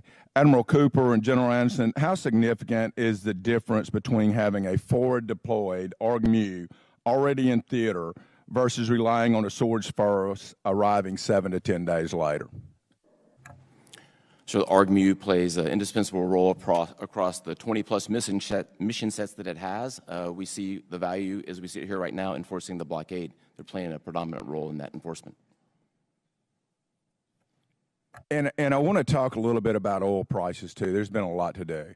In June of 2022, the average U.S. gas price was $5.02 a gallon, $5, which is much higher than it is today. During much of the previous administrations, not just Democratic, it has been higher than it is right now. But now it seems to be an issue. I don't like high gas prices. I think consumers do not like gas. Do you feel like your military objectives and your political objectives are doing everything they can to end this as soon as possible to get those prices down, even though they're not the highest they've ever been? Yes, Congressman. I also want to talk about, I heard one of the further members talk about us lifting sanctions on Iranian oil. During the early days of the Ukraine operations, did we not lift embargoes over Russian oil to allow them to fuel their war machine? And in fact, did it not allow them to create more weapon systems and manufacturing to go after Ukrainians than all of the aid combined that we gave them as NATO and UN and everyone else? Did not the oil revenues that Russia was getting, because we allowed them to flow it into Europe, was it not greater than the amount of aid that we gave Ukraine? Congressman, I haven't done a side-by-side comparison, but certainly the Russian oil revenues are, it's a huge part of their economy, huge revenue, and they benefit tremendously from that and can turn it into warfighting capability. And Admiral and General, as a combatant commander, do you feel more comfortable with the U.S. being an oil and energy exporter rather than relying on foreign sources, many who are not our friends, having to supply us in order to conduct combat operations? So access is always important, and the quicker the access and the more direct is always the best. And if it comes right from America, that's simply the quickest way to get it. That's great. And in my last 35 seconds, just very briefly, how important is the state partnership program across both of your regions? Congressman, I think the state partnership program is the greatest strategic investment we've made as a department since the Cold War, and it is absolutely critical to our force projection and our engagement on the continent. I halfway agree with you, but also I met and training those foreign leaders here at U.S. schools, that's also pretty important. Wouldn't you agree? It is one of the most desired things from our partners, and it's one that has the longest term, most influence. I yield back, Mr. Chairman. Good points. Chair, I recognize the gentlelady from Pennsylvania, Ms. Houlihan. Thank you, Mr. Chair. And I want to start the conversation reiterating what many of my colleagues have said, which is my deepest condolences go out to the families of the 13 service members who have lost their lives and the 2 who lost their lives in the training exercise as well. My enormous gratitude to all of you who wear the uniform for your service, and to Susan and to all of the families who have served that in that special way that only those of us who have been a family member understand. My mother's name is Susan, and she was a Navy brat and a Navy wife. We are each here in service in different ways. We should assume the best of one another, and we should assume that each and every one of us is a deeply patriotic person. You should assume that my questions come from that. My oversight is my duty, my constitutional obligation. There is a lot of terminology in warfare as well that we've been speaking about here. Some are very appropriately recognized terms, and I appreciate, Admiral, that you recognized in your opening terms the law of armed conflict. We also spoke about the military terminology and definition of blockade as well. Admiral, my questions start with you. Would you characterize the Iranian regime's perception of the war as them being in an existential war where the regime's continued survival would be considered to be at risk? Congressman, first, thank you for the warm words. I think best characterizing Iran's view right now would fall under an intelligence umbrella that I'd be happy to talk about in a classified environment. Do you feel the regime feels as though they're being threatened existentially by this war? Again, I think there's some very specific intelligence on this. I look forward to that, but I feel as though this is an easy question. How would you characterize our approach to the war? Is it existential, or is it perhaps a limited war by the definition of limited war? I would characterize things as we sit here right now as being in a ceasefire with us prepared to operate and execute a range of contingencies. Have we been involved in a limited war with Iran? I think by definition, 38 days would constitute a limited war. Thank you. Thank you. So if we are in a limited war and they believe themselves to be in an existential crisis, and I look forward to the conversation in classified, that is significant because we have a misunderstanding, a misalignment of what it is that our goals are. It makes me think, honestly, of Vietnam, where my father served, where the military, appropriately, amazing military, singular military, shared enemies killed, ground taken, bombs dropped, but we still lost that war. My father served in that war. The political end goal was badly crafted. You've struck 13,000 targets, 80% of the Iranian defense services, 90% of the Navy. You've talked about all of these issues. But Secretary Zimmerman, in the negotiations, why does it feel like we're losing this war? Why does it feel like we're heading towards something that is not necessarily a victory of any kind? Congresswoman, I can't say I share that feeling. The negotiations, as you note, are ongoing, and as a department, we stand ready to backstop those negotiations. What does success look like for the president? What would winning look like? What are we waiting for in terms of negotiations?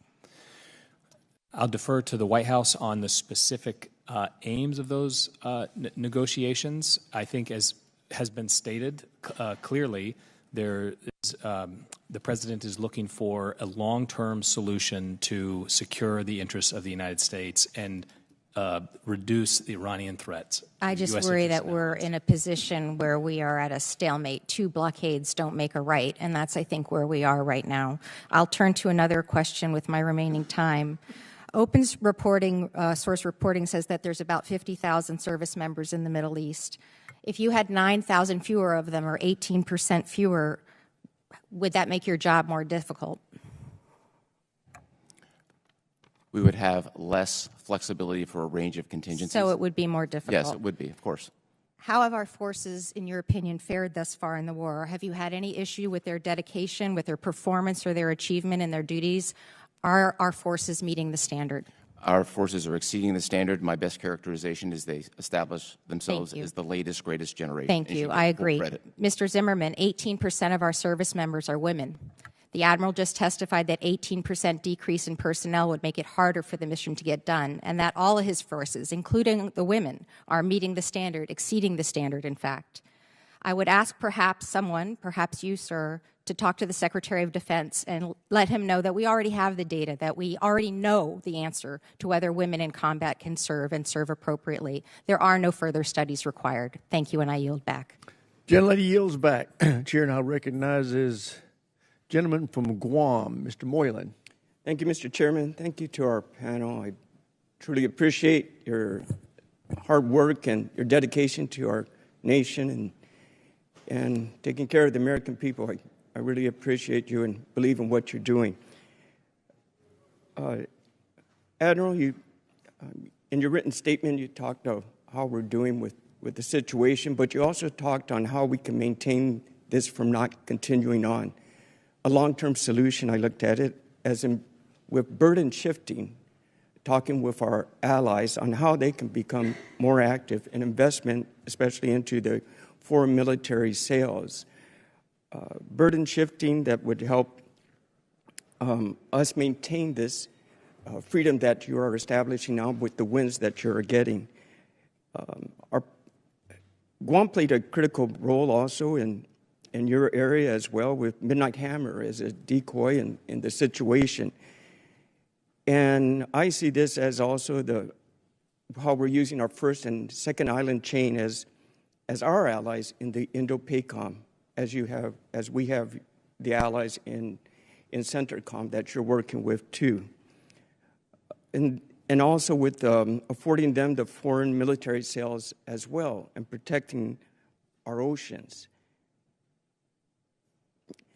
Do you feel that this should also be a priority for Indo-Pacific by prioritizing their defense spending to facilitate the administration's burden and sharing priority as you have advocated for CENTCOM partners? So just a note on burden sharing in the central region. We're past the concept. They have been serving side by side, defending Americans over the course of multiple months. We couldn't be prouder. They're all eager to assume a greater responsibility for their own defense. They have bought $320 billion versus of American weapons. That number alone would be the second largest defense budget in the world behind our own. So they're eager. They're well-trained. They've proven themselves in combat by defending Americans. I think that's a fantastic model that could be used in any theater. And would you agree by investing in U.S. platforms and weapons, that's the best investment they can do by increasing their military spending? It's crystal clear to all our partners that American weapons and systems are the best in the world. Okay. I thank you for that, and I'm also hoping that Taiwan was quick to purchase the foreign military sales, and I'm hoping they can get what they purchase as soon as possible as well. And moving on then, speaking on munitions, it's been stated Iran they developed their military deterrence with conventional shield, their missiles, so ballistic missiles, so they can be allowed to continue the development of their nuclear program, which you successfully put aside. But also in our epic fury on how we did that is we used our ammunition stockpile. So with the current stockpile we have now, are you concerned about our own conventional shield to protect CENTCOM and especially the Indo-PACOM? And I ask you, what can Congress do to help support you? Congressman, I have no concerns about munition supply. We are well supplied and well postured for a range of contingencies to protect Americans and execute other operations as directed. I'd really defer to my colleague, Admiral Paparo, on anything in the Pacific. But what I'll also say is the United States military can move munitions and platforms like no other military in the world. If our civilian leadership decides to reprioritize efforts, we'd be able to move people, munitions, planes, you name it, very, very quickly. Excellent to know.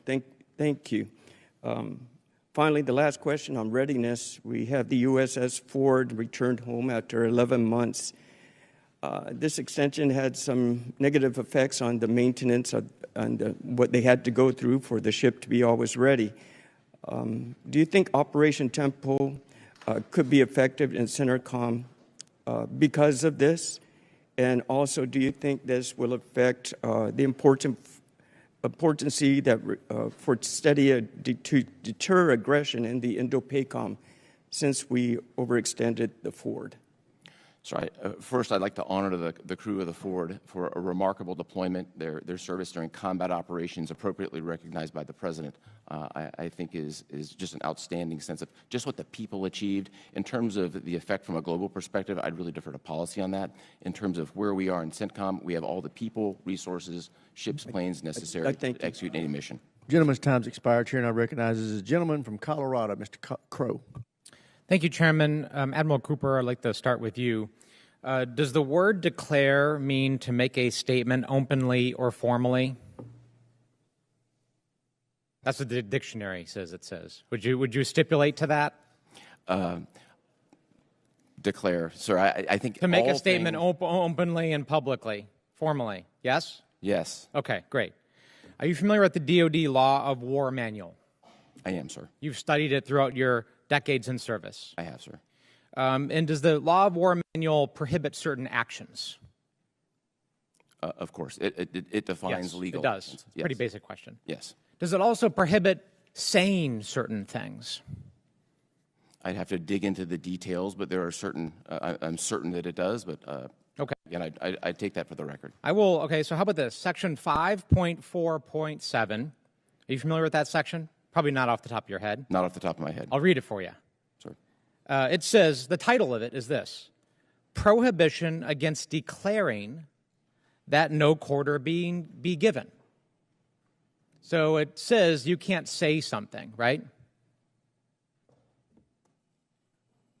Yes? That's. I'll go with this line. Pretty basic. Yes, sir. Okay. Let me read it. It is forbidden to declare that no quarter will be given. This means that it is prohibited to order that legitimate offers of surrender will be refused, or that detainees such as unprivileged belligerents will be summarily executed. Moreover, it is also prohibited to conduct hostilities on the basis that there shall be no survivors, or to threaten the adversary with the denial of quarter. This rule is based on both humanitarian and military considerations. This rule also applies during non-international armed conflict. Does that make sense to you? It's clear from a U.S. military perspective. We follow the law of armed That's conflict. right. And so you would follow this section too.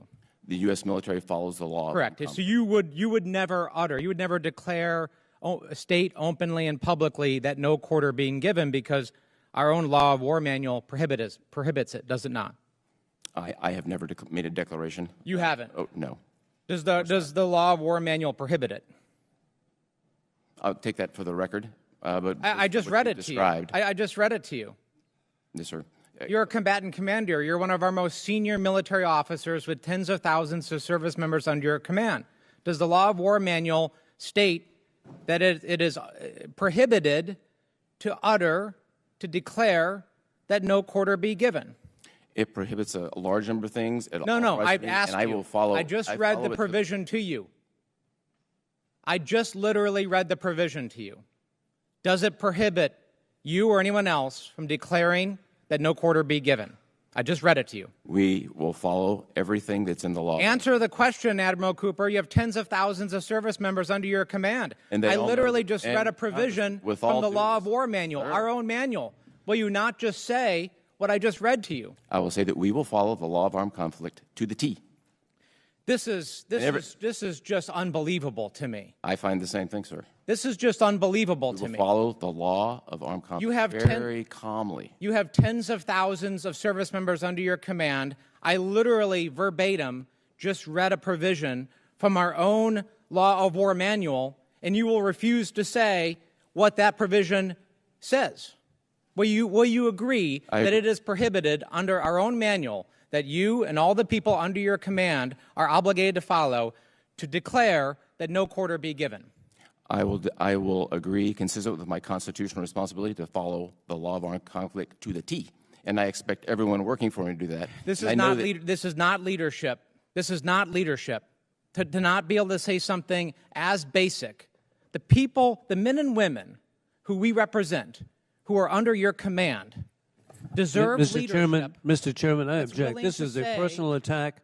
This is unfair, and appreciate the Admiral very much as a Navy dad. This is well within Unfair. the purview. Please, This is well within the purview of my questioning. If I may. Gentleman's time. He's I making reclaim a my comment. time. Can I reclaim some additional time? I'm going to give you some extra time. Go ahead. It's our job to make sure the law is being followed. That is literally the obligation of this Congress. I read to you a provision of our own law of war manual, and all I want you to say is what the provision says. That it is prohibited, this is the title, this is what the title says, to declare that no quarter be given. I will follow the law to the T and expect everyone to do the same. This is extremely disappointing. Our service members deserve far better than this. I yield back. Gentleman yields back. I want to make it clear that when a member is recognized, it is the member's time. They can make a speech with their time if they want to. They can ask a question with their time if they want to. They can do a little of both. They can try to ask the witness leading questions. It does not mean the witness has to answer the way they want. The witness is in charge of their answers. The member may or may not like their answers, but you cannot compel the witness to give the answer you want them to give. But having said that, the member can try to ask leading questions if they want to, and it may be bothersome to other members the way they're doing it, but it's their time. With that, Chair now recognizes a gentleman from Wisconsin, Mr. Van Orden. Thank you, Mr. Chairman. I'd like to read a quote from the Chairman of the Joint Chiefs of Staff. The procedures were correctly followed, and it was a righteous strike. That was General Mark Milley talking about the Hellfire missile that killed a family of 10 in Kabul. And the Department of Defense obfuscated that a reality until they were forced to admit it. And they did that because they didn't conduct a thorough investigation. And they lied to the American public. So we must actually take the time to do a thorough investigation of what took place overseas. Mr. Zimmerman, are you a political appointee? Yes. You are. Admiral, it's good to see you. Master Chief, General, Sergeant Major. Admiral, are you a political appointee? No, sir. General, are you a political appointee? I'm appointed by the President to serve as a combatant commander. Okay, but you're not a political appointee. Okay, is there a way that we could potentially identify a political appointee versus an active duty member of the military at this table? Is there some way that we could just like look and go, I'm guessing Mr. Zimmerman is a political appointee and that you two are active duty members of the military? Is there a way we could do that? Mr. Zimmerman? Congressman, my kids have pointed out that I am by far the least impressive looking member at the table. Right, so we could just say, I don't want to. We could potentially say that there's an easy way to identify a political appointee versus an active duty member of the military. And I think it's wholly inappropriate to ask active duty members of the United States military to answer political questions, because that's not what you're here to do. And when my colleagues berate active duty members of the United States military to try to demand that they answer political questions, it's wholly inappropriate and it's inexcusable. And when we are seeking different offices than we are in currently, and we're trying to make splashes for television, that's what you get. So I want to discuss something very serious. Ranking Member Smith and Chairman Rogers recently gave every member of this committee a memo saying that there was an unauthorized disclosure of classified material. And it was by a member of this committee. And I think I know who was doing this.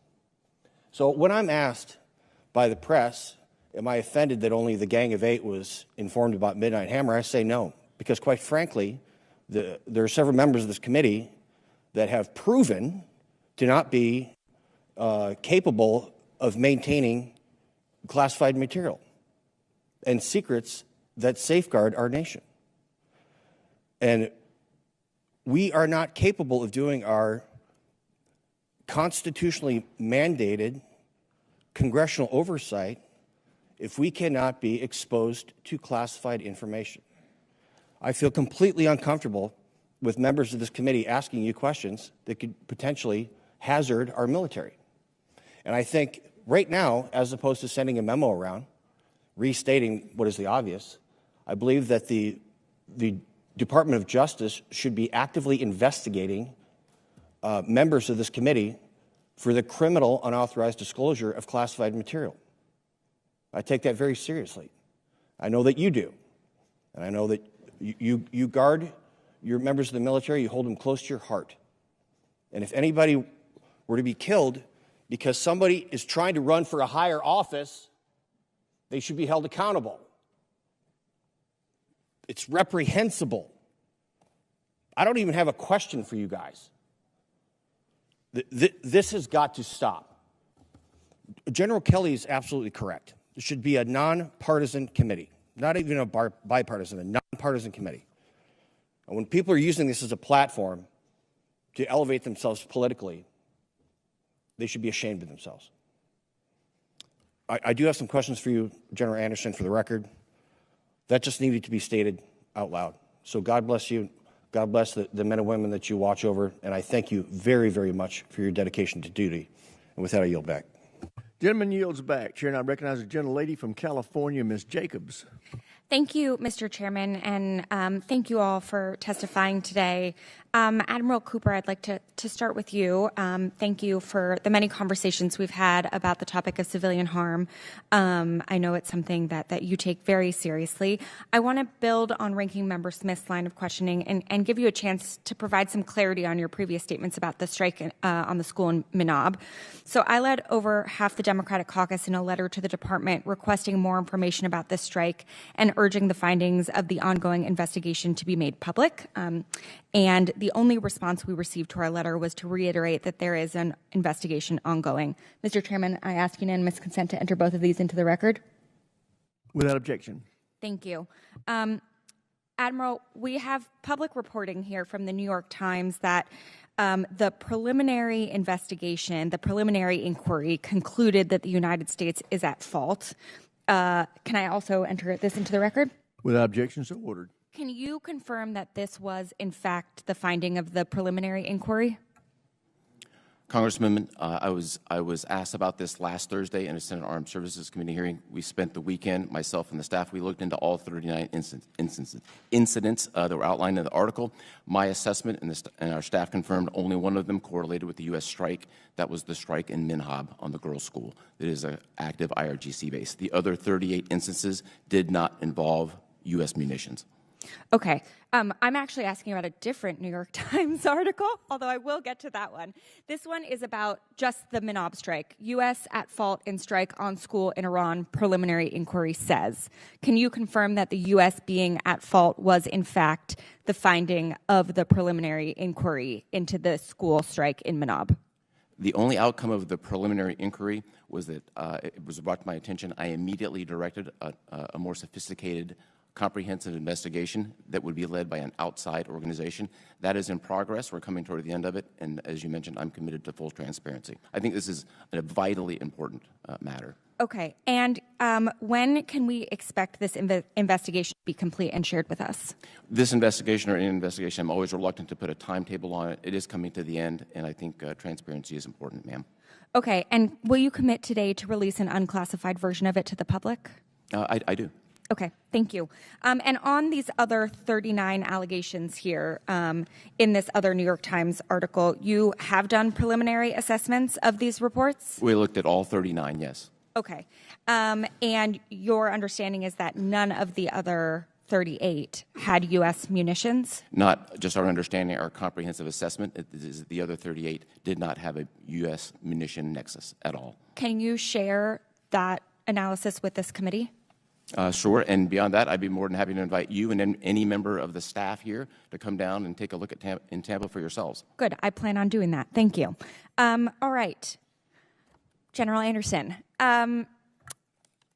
As you know, I spend a lot of time thinking about the African continent, and I want to talk about our strategy in Nigeria. Over Christmas last year, the United States conducted airstrikes in northwest Sokoto State. Since then, the U.S. has sent 200 troops to Nigeria to train the country's military. And just this past weekend, the U.S. conducted more strikes and an operation that killed Abu Bakr Mainak. This was a significant operation, including American Special Operations and SEAL Team 6. But as you also know, high-profile military operations, while they sound impressive, are not actually how you address violent extremism. You and I have had this conversation. What is the actual strategy here other than episodic military operations that amount to an endless game of whack-a-mole? Congressman, I appreciate your interest in Nigeria, and these were significant strikes that set back the ISIS network significantly globally. We have had incredibly good partnership and cooperation with the Nigerians to include their intelligence sharing. We are working with them as they address the strategy to address the greater drivers of this terrorism. Our role in the military is to help them with the violent extremist piece of it. We have worked with them to introduce them to other nonprofits, other folks that can help with the law enforcement pieces as they are looking at options to address the drivers of this instability and violent extremism. Well, thank you for that. But, you know, with respect, we've tried this model across the Sahel before. In Mali, Burkina Faso, Niger, it collapsed. We often were responsible for training the very officers who committed the coups. So I only have 3 seconds left. I would like you to take for the record, if you could, what is materially different about what we're doing in Nigeria from what we've done in the Sahel. And Mr. Gentlelady's Chairman, time expired. Chair, and I recognize the gentleman from Virginia, Mr. McGuire. Thank you, Mr. Chairman. Thank you to our witnesses for being here today. I want to say I couldn't be more proud of the work that you're doing and in our men and women in our military. We wouldn't have a country without our men and women in our military who risk their life and sometimes give their life for our freedom. So thank you. I had the honor Saturday of joining our incredible Secretary of War, Pete Hegseth, and our Chief of Naval Operations, Admiral Caudill, as we welcomed home the USS Gerald R. Ford Carrier Strike Group. And I got to tell you, the morale is high, and they accomplished a lot. And again, congratulations on weakening ISIS with the recent strikes. Admiral Cooper, Operation Epic Fury achieved in just 38 days of combat operations a foreign policy goal that eluded decision makers here in Washington for the past 40 years. I have several simple yes or no questions. Over the past 2 years leading up to this operation, is it true that Iran and its proxies were routinely attacking American forces and partners across the region? Yes. Without getting into certain details, would you say Iran was racing to build a massive conventional shield of missiles and drones to protect its nuclear program and its ability to build a nuclear weapon? That's indisputable, yes. Did the more than 13,500 strikes conducted during Epic Fury significantly degrade Iran's ability to produce and employ its conventional weapons stockpiles? Not just degrade, but they degraded every element of national power. And if they were to get a nuclear weapon, and they used it on, say, Paris or London or even U.S. soil, would that kill hundreds of people, thousands of people, or millions of people, in your opinion? Notwithstanding that there's a component of this I wouldn't want to discuss, but we all know nuclear weapons kill millions of people. Absolutely. So again, I'm so glad that you guys had the fortitude and the strength to step up and stop this incredible threat, not just to the U.S., but to mankind. Admiral, you recently stood up the Rapid Experimentation Joint Task Force and Task Force Scorpion Strike, a first-of-its-kind UAS squadron that used Group 3 one-way attack systems during Epic Fury, Lucas drone. How are you sharing the lessons from this model with other combatant commands, and how is it feeding back into the acquisition cycle for the rest of the joint force? Yes, sir. We're super proud of the Rapid Employment Joint Task Force designed to take the great weapons and sensors that are out the American industry is producing, get them in the hands of warfighters in 60 days. The Lucas did exactly that. We fired high volumes of them at Iran very effectively. We've taken those lessons and shared them both in the department and laterally with other combatant commands, and we'll continue to do that as we have a more robust drone dominance now at our hands than we did last year. Thank you. Assistant Secretary Zimmerman and General Anderson, this administration has shifted away from the old practice of conditioning security cooperation on progressive social and governance priorities and instead adopted a more realist approach based on shared interest. How is this practical approach playing out with partners across AFRICOM as you work to counter terrorist and drug trafficking groups there? Yes, Congressman, we've engaged as Nigeria as an example of that, where we have done very high-level engagement for intelligence sharing for common interest. We've also been working with the State Department to restore relations with some of the Sahel states to be able to open the dialogue in order to, again, address the common threats and be able to provide the indications and warnings of that growing threat. Awesome. And Admiral Cooper, current and recent operations in CENTCOM have put U.S. forces up against a persistent and adaptable UAS threat. How has your command shifted doctrine and tactics to address this threat? Congressman, first, I want to debunk the myth that has existed for a number of years that the United States is using high-end, costly munitions to fight $35,000 drones. Those days are behind us. Iranian drones are sophisticated, complex. We have a very sophisticated, complex network in the Middle East to defend it. It's been very successful in a classified environment. I can talk about the specific numbers. Okay, and we're running out of time, but what would you need more of? Are you working with JIADA 401 to translate lessons learned? And what can this committee do for the three of you to help us better defend our nation and our war fighters? And whoever wants to take a bite at that. We are working very close with 401, fantastic relationship. I'd put three things: more electronic warfare, keep counter-UAS on the leading edge. Tactics change very quickly, and we need to invest more in hardened, deeply buried targets. Everybody is going underground. General Anderson.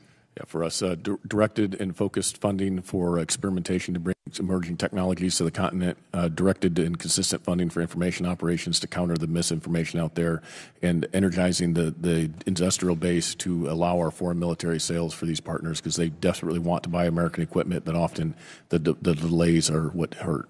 Gentleman's time's expired. Chair now recognizes the gentleman from New York, Mr. Ryan. Thank you, Mr. Chair. Thank you, gentlemen, for being here. I want to de-wonk a little bit and try to center what I'm hearing from my constituents in the district and across the country. They are, as I know the whole committee is and myself, incredibly proud of our troops, incredibly appreciative of your leadership, but also increasingly deep and broad concern about what is the plan in Iran and do we have a clear strategy. They see the costs continue to go up. We talked about our 13 heroes lost, the hundreds wounded, many seriously, tens of billions of dollars in their hard-earned taxpayer funds, potential for another $200 billion, we've heard, supplemental, and of course, just the astronomical costs every American is paying at the pump. Under $3 gas prices before the war started and now approaching $5. And just as we know, that's thousands of dollars per family, and people just cannot afford it right now. And in good faith, the question I continue to hear from my constituents is, what is the plan to not just end, but win the conflict and bring down costs? And I think part of what I'm trying to get at is folks are feeling some whiplash. For example, Admiral Cooper, on April 30th, you went to the White House, you briefed the president on options. That was publicly reported anyway. A few days later, Secretary Hegseth announced this Project Freedom. Secretary Rubio the same day said that Operation Epic Fury was concluded. We were essentially told this new plan, which was separate and distinct, would open the strait and sort of unlock this stalemate. Literally a day later, without much explanation, the president announced that project was over, the strait remained closed, gas prices continued to climb. We saw, of course, last week there was great hope that the summit in China would change the dynamics. It appears the president, at least so far, came home empty-handed, strait remained closed, gas prices continue to rise. Iran continues to strike their neighboring countries. We have as many, if not more, troops in theater. And I think, you said, Mr. Zimmerman, it's complex. I think it's pretty clear to the American people, at least from what they're hearing, that it feels like we're stuck. One of my constituents said, this is a mess. And so I'm just trying to answer that to them, and especially the military families in my district. Admiral Cooper, what options are you briefing to the president now to try to create the leverage that we know we need? Congressman, first of all, great to see you again, and thanks for your own service. As you would appreciate, it would be inappropriate for me to comment on specific discussions I had or recommendations to the Secretary and the President, which are a statutory responsibility of mine. What I will tell you is, as we sit here right now, the implementation of the blockade is highly effective and is being used as a very strong lever in diplomatic negotiations, and those diplomatic negotiations governed by policy will dictate the way ahead. U.S. military, in the meantime, is fully postured in a three-point stance, ready to go a number of different directions as directed. Thank you, Admiral. Mr. Zimmerman, can you, I understand the OPSEC concerns, of course, can you help expand on this? Yesterday, the President, in a very long post, said to many of our surprise, there was a planned military attack actually planned for today, but that he has told you all to, quote, hold off. But in the same post, he also instructed you to be prepared to, quote, go forward with a full, large-scale assault of Iran on a moment's notice. Just an hour ago, actually, as we've been in committee, he doubled down on TV, standing in front of the East Room demolition, saying, quote, we may have to give them another big hit. So again, I'm just trying to be able to explain to my constituents, Mr. Zimmerman, are we reinitiating offensive combat operations? Thank you, Congressman. Of course, that decision is the president's to make. Is that an option that's been briefed to him? Well, Mr. Congressman, it's his decision to make whether to Are you do planning to ask Congress this time for a declaration or an authorization now that we're almost 3 months in? As you know, right now there are negotiations going on of the highest order to try to achieve a long-term I understand solution. that. I understand that. To be more specific, will you rule out today that one of those options would be putting boots on ground, which I think the wide array of the American people are concerned about specifically? Mr. Congressman, the President retains the options at his disposal to do. So you will not rule out escalating this further by putting groups in Iran? The President retains the options he needs to get this done. I'm out of time, but we owe the American people honesty and transparency almost 3 months in. It is pathetic. I yield back, Mr. Chair. Gentleman's time's expired. Chair, and I recognize the gentleman from Colorado, Mr. Crank. Thank you, Mr. Chairman, and thank you all for your service. General Anderson, several African countries have turned to Russian mercenaries for internal stability and for counterterrorism. Yet in 2024, Russian and Russian-backed forces caused more civilian casualties in the Sahel than Islamic terrorists did. What message does this send to African nations seeking security partnerships? Congressman, I think it's pretty obvious what message that sends. It's pretty clear in what you just said. And I think our operation recently here in Nigeria is a juxtaposition between what U.S. counterterrorism brings versus what Russian counterterrorism brings. And I think the results speak for themselves. Thank you, General. Admiral Cooper, during Operation Epic Fury, you said, quote, "Our space superiority has been a critical enabler to CENTCOM's activities." Can you expand on the role that the Space Force plays and played in the conflict and how it integrates with the other services and with our allies? Congressman, I like to use the phrase, the Space Force gives us the ultimate high ground. They've played an indispensable role. I would love to have the opportunity to brief you and other members of the committee on exactly what role Space Forces Central has played and continued to play in a classified environment. Yeah, it's been indispensable. Essentially, it's foundational to what you do, right? Absolutely. It's integrated into every aspect of our operations.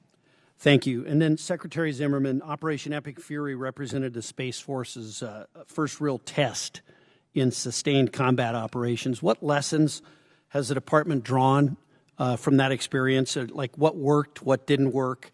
Were there any capabilities or gaps that surprised you? And how does that inform the service's role in future conflicts? Thank you for the question, Congressman. If I may, I would like to take that back to the building. We have an Assistant Secretary, my colleague Mark Berkowitz, who specifically covers space issues, and he would be able to give you the most thorough answer on that question. Okay. Thank you. That's all I have, Mr. Chairman. I'll yield back. Gentleman yields back. Chair now recognizes the gentleman from New Mexico, Mr. Vasquez. Thank you, Mr. Chairman, ranking member, and to our witnesses for being here today, and thank you so much for your service to our nation. For 80 days, the administration has waged a war in Iran without congressional authorization or the approval of the American people. The administration has spent at least $29 billion in taxpayer funds on the president's war of choice, billions in funding that could have gone to health care or lowering the cost of living. We all agree that Iran should never have a nuclear weapon. But last June, the administration had stated that Iran's nuclear facilities were obliterated. Congress has yet to see proof that there was an imminent threat, and the administration has failed to explain to Americans how this war is in our nation's best interest or what the end goal or exit strategy truly is. To me, this is unacceptable. The New Mexicans that sent me to Congress to represent them deserve answers, and I'm here to get them. So let's get started. Assistant Secretary, earlier this month, the President publicly stated that the war was, and I quote, terminated. Could you tell the American people today that this war is over? Congressman, as the President stated, we were pursuing some specific military objectives, and he said that that phase of major combat operations was over, and we were transitioning to the Project Freedom, and we're in a ceasefire now with a blockade going on, and so... So, Assistant Secretary, if a constituent asked me that question in very plain language, as many New Mexicans speak, Congressman Vasquez, is the war over? What should I tell them? We have a ceasefire. We have a ceasefire. So does that mean the war is essentially over? Is that a yes or no? I would answer by saying that we are in a state of ceasefire. Well, the war is now approaching 3 months, and let's be clear. It's never ended, and Congress has never authorized these military actions. A large U.S. military presence in the Strait of Hormuz remains blockading Iranian ports, which under international law is an act of war itself. Additionally, the administration recently struck multiple sites and Iranian-flagged ships. Our troops are still at risk, and just yesterday, the president publicly threatened more military strikes against Iran. We're clearly still in a war, and American taxpayers are paying for it. Now, gas prices in New Mexico are at about $4.50 per gallon. They're paying double for their fertilizer. I just spoke to 4 farmers in my district who potentially will have to shut down their operations if they don't have relief anytime soon. My constituents want this war over. What's the administration's exit strategy? What's the efforts to reopen the Strait of Hormuz, Secretary? That's certainly part of the negotiations that are ongoing as we speak. Assistant Secretary, before the war, an average of 100 ships per day were passing through the strait. Now at least 1,000 are stranded with only a handful per day passing through. How soon before a return to normal? I don't have a specific timeline for you. As has been stated already, the Strait of Hormuz, you have a situation with multiple players there, including a highly degraded foe, Iran, who still is speaking loudly, as Admiral Cooper said. And the flow through the strait is not only impacted by real military capabilities, which have been seriously degraded, but also the decision-making of commercial actors as well, and their calculus as they think about their own operations. And Assistant so Secretary, is the option still to escort ships through the strait? Is that still an option that's viable? Our department will be responsive to any option or any directive that the president gives us. Okay. Well, I just think it's important because it seems like every day we have different strategies of how to reopen or open the flow of the Strait of Hormuz. My constituents ask me, and I can't give them a straight answer because, like you mentioned, the president changes his mind on a daily basis, and it is very tough to have predictability, especially in the economy, if we know that all those tankers are essentially, it'll be months before they get here. Perhaps oil and gas will come first, but fertilizer will come second, leaving our farmers probably till the fall or winter before they see those prices go down, and that is a problem. And so to me and to the American people, the lack of this clear vision for how the U.S. is going to get out of this war or reopen the strait is really, really concerning. No one asked for this. Americans voted for a president who promised to keep our country out of senseless forever wars. And today that promise, as we see, is broken. This war of choice is costing the American people billions as their cost of living continues to spike from inflation, from rising gas prices, and from tariffs. Those are the folks that I represent and what they care about. And we just learned that our largest military objective is simply to get us back to where we started before the war. The American people deserve to know why they're sending their sons and daughters to war. They deserve to know how long this war will last and how much it will cost. They deserve to know if it's going to endanger American lives and civilians domestically and abroad. And they deserve to know when the price of damn gas is going to go back down again. Thank you, Mr. Chairman. I yield back. Gentleman yields back. Chair now recognizes the gentleman from Kansas, Mr. Schmidt. Thank you, Mr. Chairman. And I want to thank all of our witnesses for their testimony today, and particularly for you, Admiral, and you, General. I want to thank all of the men and women under your command and their families and friends and colleagues, and we are grateful for their service as well as your own. Admiral, let me start with you, or perhaps Mr. Zimmerman, just to clarify a fact. I think I've heard two different things over the past several weeks, and I'd just like to know what the disconnect is. I believe you said today, and I think Mr. Zimmerman also, you used the number 14 in referencing the number of Americans who have been killed in this operation or these operations. That's the same number that Secretary Hegseth and I believe General Kane used at that table a few weeks ago. But most of us have been using the number 13, including a number of my colleagues here today. Can you shed any light on where that discrepancy lies? Certainly, there's Congressman. There's simply an individual who died outside of. He was not killed in action, and I would just but respect his family. We honor him along with the other 13. Thank you very much for clarifying that. Admiral, let me ask you about the commerce in and out of the Strait and looking forward. Obviously, none of us knows what the future holds, but can you discuss a bit about what should, what might, what could, whatever is appropriate in this setting, a European role look like in terms of guaranteeing maritime transit in the region going forward? There have been the public reports most recently about our British and French allies talking about some type of role, but can you talk a bit about that? Congressman, much of that is a policy matter, not a military matter. What I can say is we've continued to work very closely with military partners in the region to support future operations and planning. That's gone on. And we've also connected at a military-to-military level with our European allies from a planning perspective. What that looks like in execution is a civilian policy decision. Would it be fair to say that it would be helpful if there is a European role going forward? All help would be appreciated at the appropriate time. And Admiral, can you talk a bit about our capacity to diminish, degrade, destroy, whatever the right word is, the Iranians' ability to mine the straits or the waters in the area? Where are we on that? And what more can we do to be helpful to your efforts in that regard? Congressman, as I stated in my statement for the record, we eliminated 90% of Iran's mine capability during Operation Epic Fury. They still retain 10% of it. In a classified environment, I could talk about the specifics of what that looks like and how we're handling that. Very good. Thank you. General, let me turn my attention to you and to our work in Africa. Listening to your discussions today, we all have a different recollection of history and the lessons we draw from it, but your discussion about what's happening in West Africa today, our inability to see and know as much as we would like to see and know, the operations base that many of our adversaries, our terrorist adversaries in particular, are using. It reminded me of the discussions in the 1990s when al-Qaeda was organizing in East Africa and Somalia and in Kenya and in Tanzania and was trying to use the failed state in Afghanistan as their base of operation. We all know where that led in 2001. Can you describe, in whatever manner is appropriate in this setting, the nature of the terrorist threat that you see brewing in Africa generally or West Africa in particular, and what that means to American homeland security? Yes, I take this very seriously, Mr. Congressman, because of what you highlighted.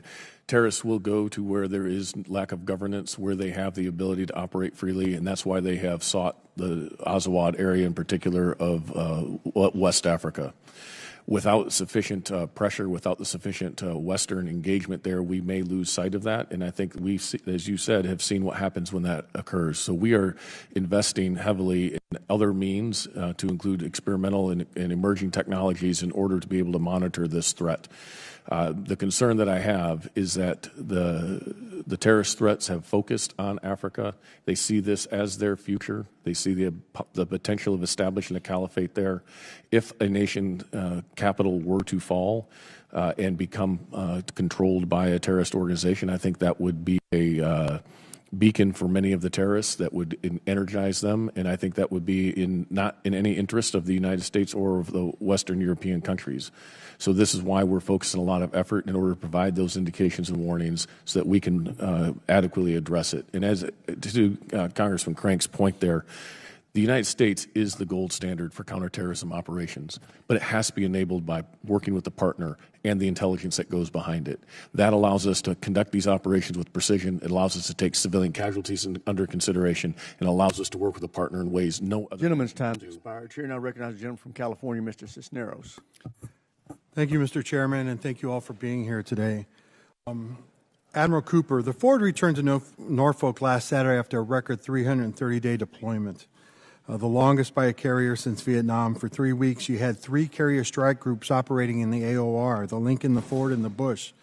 That represents a quarter of the entire carrier fleet and almost half of our deployed U.S. ships in that single. After that long deployment where the Ford was sent across the equator multiple times, what was the need to keep 3 carriers in the region? Now, I believe in the power of our Navy and how good it works and the tool that the carrier strike group is. But why did we need 3? Congressman, good to see you again, sir. First, just a matter of clarification statement for the record here. When the George Bush showed up in theater, the Gerald Ford was dismissed 48 hours later.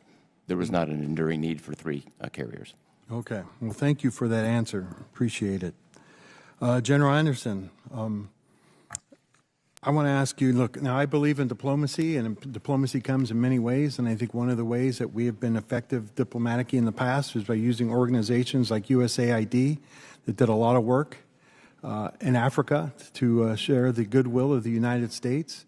Can you explain to me the fact that that program no longer exists, that there no longer is no USAID operating in Africa, how that's changed things for you? I appreciate the question and agree there is a role for targeted aid that contributes to security and stability, whether that's from non-governmental organizations, governments, or private donors. What that has meant for me is we have engaged very closely with the Department of Commerce in particular. I have a Foreign Service Commercial Officer joining our staff to look at the intersection of economics and security. And what we have found is that every African country that I have visited has welcomed the opportunity to engage with U.S. trade, U.S. investment, and they look at that as their future. So we're looking at multiple different tools to use to provide security and stability across our government, with us focusing on the military instrument, but understanding the security implications that other agencies bring. So, would you agree that the fact that look, we always want to increase trade and commerce and work with partners all over the world, right?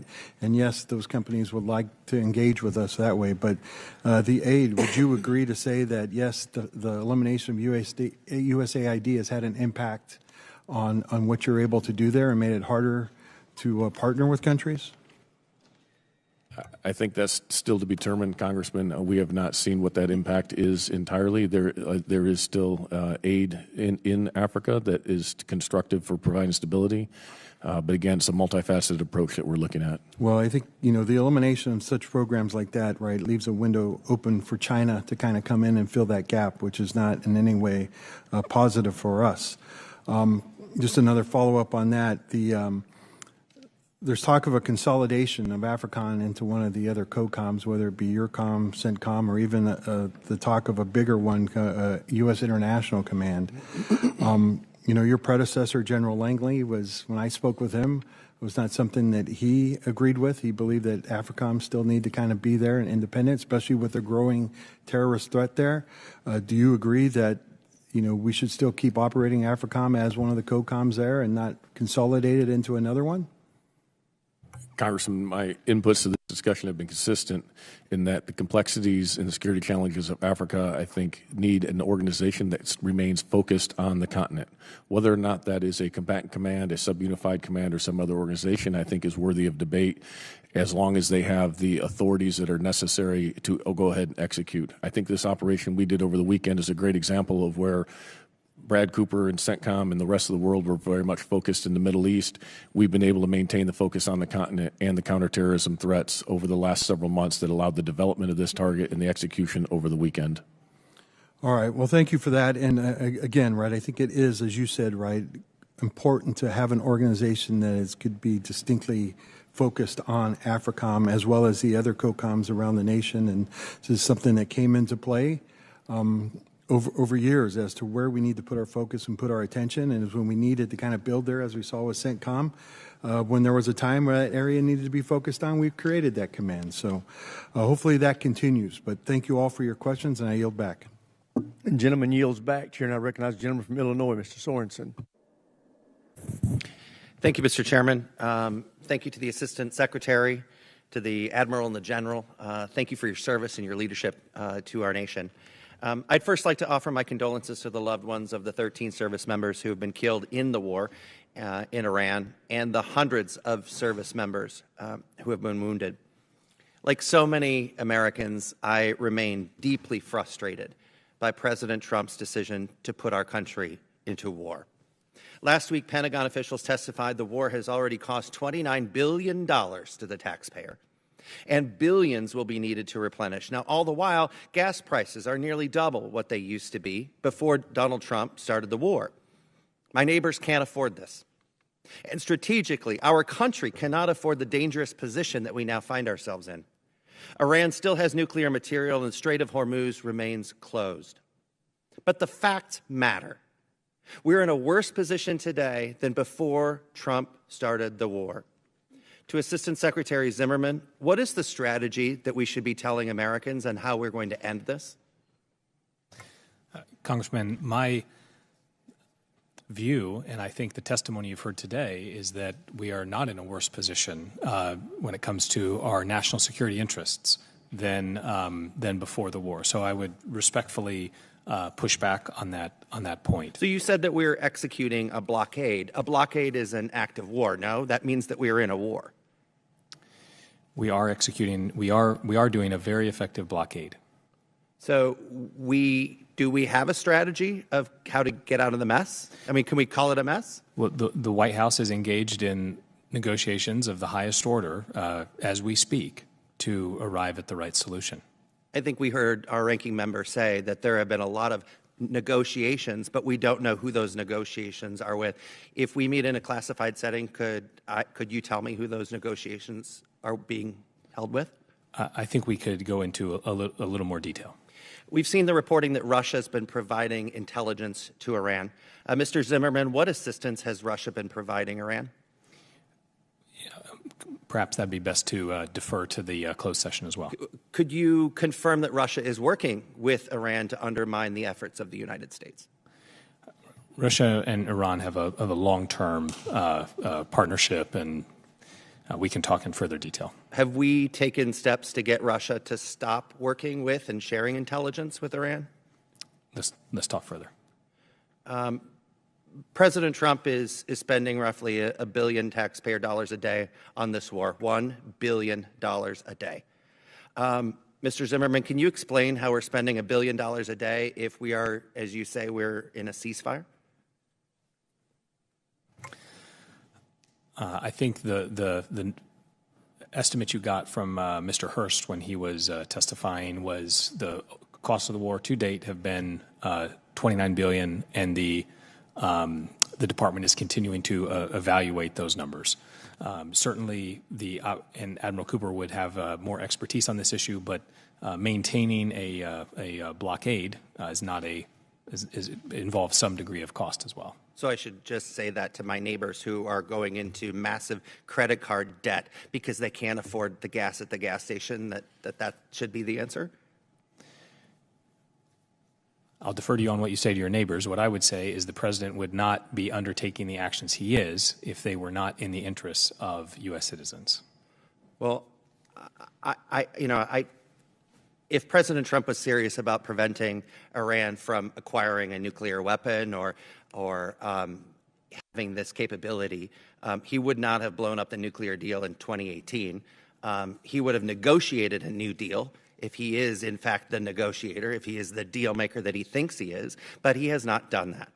And if President Trump insists on spending $1 billion a day, I'd love to talk to him about how we provide school lunches to children, or ending homelessness, or making sure that people can afford their health care, or the massive credit card debt that we are going to see massive defaults in just a matter of months if people can't fill their gas tanks with the liquid that they have in their bank accounts. Mr. Chairman, I yield back.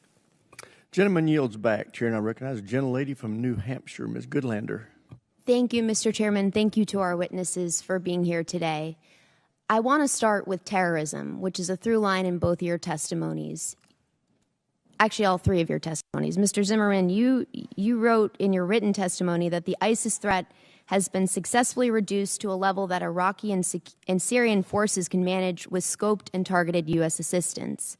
Admiral, you testified in your written statement that in the rearview mirror, 2 decades of the global war on terror operations fade increasingly in the distance behind us. You also acknowledged, though, at the same time that large parts of Syria remain under marginal control by the government. And Admiral, I'm glad you addressed this in your written testimony. You brought our attention to what was a really shocking and extremely troubling development earlier this year. Late last year, you point out that ISIS attacks in Syria led to the deaths of 2 service members and to an American civilian interpreter. You also testified that earlier this year in January, there was a mass prison outbreak in northeast Syria. Mr. Chairman, I ask unanimous consent to enter into the record a February 20th, 2026 article from the Wall Street Journal entitled, quote, U.S. intelligence says at least 15,000 at large after ISIS detention camp collapses in Syria. Without objection. Admiral, you have noted that this development raises serious concerns because of the nature of the detainees who are now at large. Can you explain to us how this happened? Congresswoman, thank you very much for the question. Yeah, as you recall, back in December and January, the Syrian army moved from its positions in western Syria and then maneuvered east, pushing what was then the SDF, the Syrian Democratic Forces, up into their traditional lands. In the course of doing so, they took full custody of these camps, as you described, and then redistributed the people from the camps throughout Syria. Admiral, what are we going to do to prevent large-scale ISIS reconstitution as a result of these thousands of detainees who are now at large? Congressman, we've moved the Joint Task Force OIR headquarters, who has the lead in keeping our eye on ISIS, from Iraq, now in Jordan. We've continued to work with a large... But am I right, Admiral, that Operation Inherent Resolve, OIR, is coming to a conclusion in just a few weeks' time? That's not correct, ma'am. So we continue to operate with a large coalition focused on the Isn't ISIS the end date September 2026? That is we're not precisely accurate. The most accurate way to describe it is our presence in Iraq comes to an end by previous agreement in September. Operation Inherent Resolve continues, and we have 90 countries focused on this effort. Admiral, I'll be following up with detailed questions for the record on this. General, am I right that terrorism is the most acute threat you're facing right now in AFRICOM? That's correct. And it's pretty eye-popping to see just the rise in terrorism-related fatalities last year alone, spiked to a level we have never seen before. Is it accurate that Russian-backed militant groups are a big piece of what's fueling the threat of terrorism in AFRICOM right now? Congresswoman, I'm not sure it's accurate to say it's fueling it, but it is very clear it is doing very little to stem it or to reduce it. Well, you point out in your written testimony that under the guise of counterterrorism operations, Russia right now is making bank. You described Africa as Putin's purse. You point out that Vladimir Putin has generated more than $2.5 billion in revenue since 2022. Is that set back our interests and priorities in AFRICOM? Congresswoman, that is true that Russia is extracting billions of dollars in gold, uranium, and human capital to fight their war and fuel their war machine. Russia is also fueling its war machine thanks to President Trump's decision to give Vladimir Putin and his regime another pass at collecting billions of dollars in oil revenue. And I know this is outside of your decisional lanes, but I cannot think of anything worse for our country's security than funding our adversaries because of this war of choice in Iran. Gentlelady's time's expired. Chair, and I recognize the gentlelady from Maryland, Ms. Elfreth. Thank you, Mr. Chair. Gentlemen, thank you for being here. Admiral, thank you for taking the time yesterday to chat about some of these issues offline. I want to join all of my colleagues on both sides of the aisle here on centering the 14 service members that were lost and their families. And we, I think, have some spirited debate over definitions of obliterated or significantly degraded. I would venture to say, though, that Twitter diplomacy, the damage of that, the danger of wargaming by social media, I think between the tweets on Easter, what we saw yesterday, even the comments just an hour ago while we were sitting here in this committee room by the president, unequivocally make your jobs more difficult. And I think two things can be true here. We can all agree that we cannot have a nuclear Iran, and at the same time, my constituents, just like everybody's constituents, are asking us as members of Congress and myself and all of us here as members of the oversight committee for our armed services, how is this going to come to an end? For many reasons. The safety of our service members, the safety of civilians in the region, the untold billions of dollars we are spending here, and of course the other economic ramifications of this conflict. So I do want to talk about, Admiral, you and I talked about civilian casualties yesterday in preparation for this. And I do want to circle back, Mr. Zimmerman, on this question about the Civilian Military Coordination Center, and I would love to take you up on visiting Tampa and seeing that firsthand. It's also true, and I think conflict after conflict over the last few decades, we have to appreciate that your military operations alone are not going to deliver stability to the region. We have to think about broader governance. We have to think about humanitarian efforts and civilian safety. So, Mr. Zimmerman, I think we're in a bit of an interregnum when it comes to this particular function, where it lives, Can you commit to this committee when that decision is made that you're going to be forthright with us and bring that to us and perhaps even seek our feedback on that? Congresswoman, as you say, any decision is pending, and when it is made, Congress will be privy to that decision. I think it's incredibly important, not just in this conflict, but in any conflicts ahead. I want to move on. Admiral Cooper, can you tell me, as we bring material and tankers on our strike aircraft, what's the route that they would take from the east coast of the United States to CENTCOM? What route would they take into the region? Ma'am, without talking operational specifics, they obviously generally fly through North Africa or Europe. Okay. And families that had to evacuate from Bahrain and other CENTCOM bases, where did they go? They were distributed between Italy, Germany, and any number of places in the United States that they elected to go. Okay. And obviously, I think we can all remember between Iraq and Afghanistan, when we've had casualties, we've often treated them in locations in Europe where our wounded have been hospitalized and treated. Where have our wounded been hospitalized in this conflict before coming home? Treated initially in Landstuhl, as has been the case in the past, and then moved to the United States here in Washington, in particular Walter Reed, and you've heard necessary. Thank you. And we've heard some of the concerns on both sides of the aisle, again, on not just our casualties in terms of our service members, but also kind of untold on our equipment. If we had damage to a ship and couldn't make it all the way to a home port, where would that maintenance take place? Oh, man, that's a hypothetical right now because we've had no damage to it. Sure, hypothetically. But there are a number of U.S. military installations in Europe and in Asia in particular we could go to. So I think it's important. I'm sorry I had to run through that battery of questions, but I think it's important we talk about we are not in this conflict alone. Even if some of our NATO allies are not as engaged as perhaps the president would like, we still have very important capabilities and very important contingency plans that flow through our European allies. And on that note, Admiral Cooper, we talked a little bit about the contributions and the capabilities of Ukraine in this conflict. Can you just, in my remaining 55 seconds, talk a little bit about how they have helped utilize what they have learned in their conflict with Russia to be of aid to your service members under your command? Yes, ma'am. I think most notably we've taken a large number of tactics, techniques, and procedures that have been practiced by Ukraine and adopted them as our own and applied them in a methodical, successful way.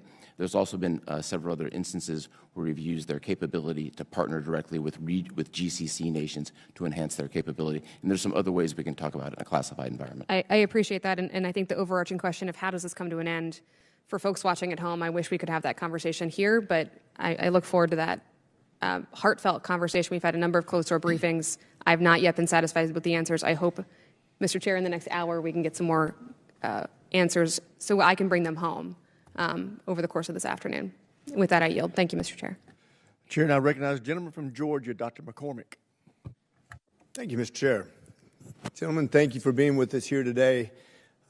General Anderson, good to see you again. Excited about what's going on in your command, especially with AFRICOM and all the significant challenges you had there. One of the things I wanted to address specifically with your command, we worry about anti-drone defenses, especially consider what the Hezbollah has just crossed the strait and what you have to deal with in Djibouti specifically.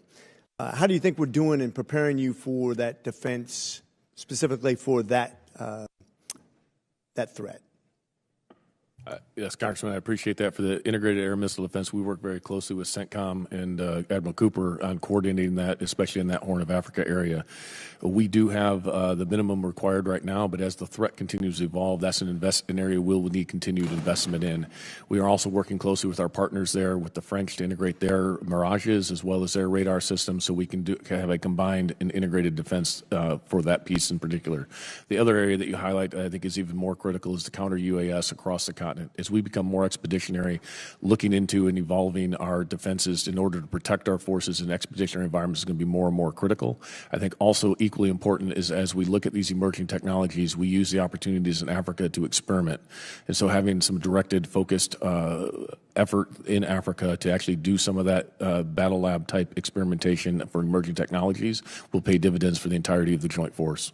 Good. I think one of the things I'm worried about, obviously, with Africa, one of the few continents, if not the only continent, that has an expanding population, obviously massive poverty problems, that is going to constantly supply us with new terrorists. So I think that threat will be super real in your area, and I hope with the decimation of Iran that we can have less funding for Hezbollah and other terrorist organizations. I think they've been funding for decades now, and I hope you agree with that assessment too, that hopefully that will help our assessment of that area and the funding of terrorist organizations. I do agree, and I also think, though, these organizations are very resilient, and they'll look for alternative forms of funding, and which is concerning for us, the Houthi al-Shabaab connection that seems to be growing, of how that may develop in the future as Iran is no longer the same sponsor for the Houthis they were in the past. I agree with you entirely. Admiral Cooper, one of the things I thought was interesting, seeing the 31st MEU deploy now into the Persian Gulf and to see what's going on with the challenge we have with Iran.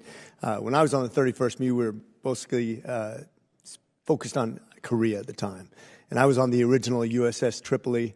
We called it the Cripoli back in the day. We actually were on the retirement float of that ship, which went, I think, dead 4 times in the water without any attack. And we had open sewage flowing all over the place. It was a horrible ship. Good to see a new ship, but we don't have enough shipbuilding, right? And I feel like this is a perfect example of why when we have a Marine Expeditionary Unit right there, ready to go, what kind of impact it can have in that region. And when we don't have that, when we have shortcoming in shipping or expeditionary availability, it can really affect us. What do you think our biggest concern is in our preparation for the future of Marine Expeditionary Units and the shipping? Well, so first, you'll be proud to know USS Tripoli is operating at the top of their game today and playing an indispensable role in a number of areas, particularly implementing the blockade and the 31st MEU, which I used to have operational command of several tours ago, also an indispensable role. I think if we just look to the future, just in speaking in broad generalities, these are decisions made by the Department of the Navy. I'd really defer to them of what those things should look like. But if I just look at the force structure I have today, between carrier strike groups, the cruisers and the destroyer force, and the Marines and the amphibious readiness group, I think we're well postured to deal with a broad range of contingencies. And I'm speaking just from my perspective. I think other combatant commanders would express the same perspective. Oh, good. I hope you're right. I think one of the biggest things that our chairman has focused on, thank you, Chairman Rogers, for what you do, is the way we contract, the way we hold people accountable, the way we streamline this process, because obviously I think our best contract right now is about 50% over budget and 18 months behind. So I'm hoping we can get back on track with the way that we approach this, both from the Pentagon in conjunction with what the armed services are doing, because I think that's really important to the future. I don't know if you, Mr. Zimmerman, if you have anything to add as far as our security in Africa and our defenses and our posturing, how well we're prepared for that and what we look for in the future. Thank you, sir. And in policy, we enjoy a very close relationship with AFRICOM, and I very much appreciate General Anderson's approach. As you have read in our national defense strategy, we are looking particularly at terrorist threats that could target the homeland. We're also looking at countering China in ways that specifically relate to our ability to flow forces and working with operational independent partners. Gentleman's time's expired. Chair, and I recognize the gentleman from Virginia, Mr. Vindman. Thank you, Chair. So, gentlemen, thank you so much for being here today. I want to start with a quote from Sun Tzu that I'm sure many of you are familiar with. Sun Tzu wrote, "Strategy without tactics is the slowest route to victory. Tactics without strategy is the noise before defeat." And I think that's the crux of the situation that we find ourselves in Iran today. So I, along with my colleagues, many of my colleagues on this committee, are deeply concerned about the administration's actions in Iran, and that those are tactics without strategy. And my constituents, many of them feel like we're losing. But one thing is for sure, we know for sure that gas prices have skyrocketed, inflation is increasing, and there's no real end in sight right now. Despite the significant tactical and operational destruction of Iran's military, the Strait of Hormuz remains closed for all intents and purposes and is causing significant damage to the global economy. In fact, the IMF has already said that global GDP will be 3% lower because the strait is closed. And my constituents are feeling that every day in the form of rising costs. In addition to the petroleum products, obviously, fertilizer prices have doubled. And I'm sure you've heard that today as well. And we're at the beginning of planting season. So that means the shock to food prices, grocery prices will start to hit in the fall during harvest time.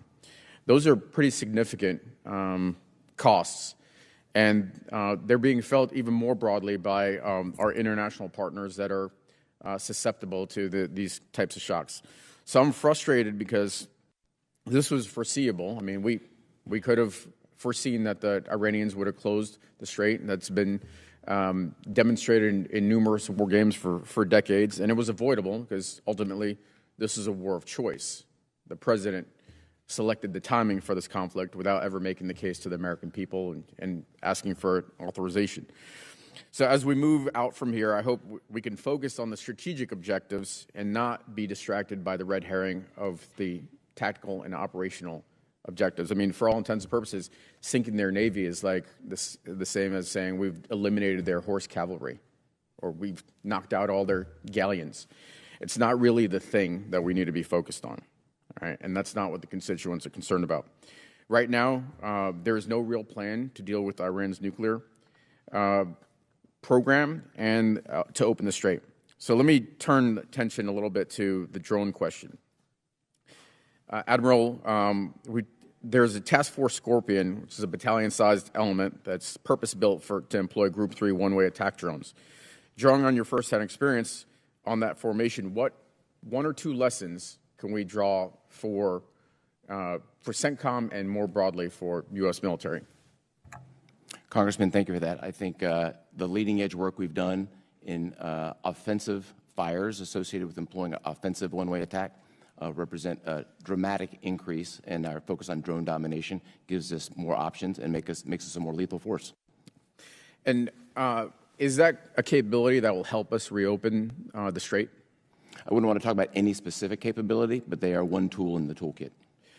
Absent actually controlling the terrain and ground operations, is there a way to open the strait is it just fire control, or do we have to actually control the terrain? Congressman, I think there's a broader discussion best discussed in a classified forum. There's a lot of military options here and lots of tools in the toolkit, and those will be driven ultimately by policy. Well, this is another area where I'm afraid the other shoe is about to drop, is that the only way to get at this problem set is to deploy ground forces and seize terrain. And the American people are not prepared for that, and they need to be ahead of time, not like this conflict was initiated. Admiral Cooper, I want to turn attention to the deadly attack that killed our soldiers in Kuwait on March 1st, including one of my constituents in Spotsylvania County. When will the investigation into that incident be complete? Congressman, that the incident itself is coming to the investigation itself is coming to conclusion. We have to be transparent about it, and I can talk about the specifics of what occurred in a classified environment. Well, I think that would be important. Okay, I think it will be important because, as I know very well and you know very well, these are investigations that have a finite suspense to them, and so these are not kind of like kicking the can down the road. And I hope that you will commit today to sharing the results of that investigation with this committee. I'd be happy to, sir. Thank you. With that, I yield back. Gentleman yields back. Chair now recognizes gentleman from New Jersey, Dr. Conaway. Took me by surprise there, Mr. Chairman. Gentlemen, thank you for presenting yourself to us. Thank you, Mr. Chairman, and Ranking Member, for holding this hearing. I first want to extend my thoughts and prayers to the families and loved ones who are currently serving around the world. We've lost 14 service members. Hundreds have been injured. I should say at the outset that these are the dearest costs of war, as I don't need to tell you, but often don't get calculated when we talk about the costs of war to the American people. The budget numbers that need to be put aside to deal with the veterans, the families who go on living and need care. Gentlemen, Admiral and General, your job is obviously a very tough one, and you have to execute orders given by the Commander-in-Chief, as is your responsibility. And I want to acknowledge the tireless work that you have undertaken on behalf of our country. I am dismayed to hear statements about no quarter and we're going to wipe out a civilization. And I just have to raise that as a person sitting on this panel. I know that you really can't answer that. Well, you did answer it. You said we're going to follow the rules, the law of armed conflict, and I appreciate that. And that gives not only myself but other members on this panel, I think, in the services as well, of your commitment to that. I'm also dismayed that there doesn't appear to be a strategy to end this war with all deliberate speed, and it's concerning, obviously, to the American people, given the costs associated with this war. Recently, Yale came out with a study that American people are spending $40 billion on fuel costs, that American families are going to spend about $3,500 on such expenses at year's end. And, of course, sadly, the President has said that this microeconomy, this household economy, is not important to him. Those are paraphrasing his own statements. But it is important to my constituents and to the many people across this country who understand that they are paying for this war.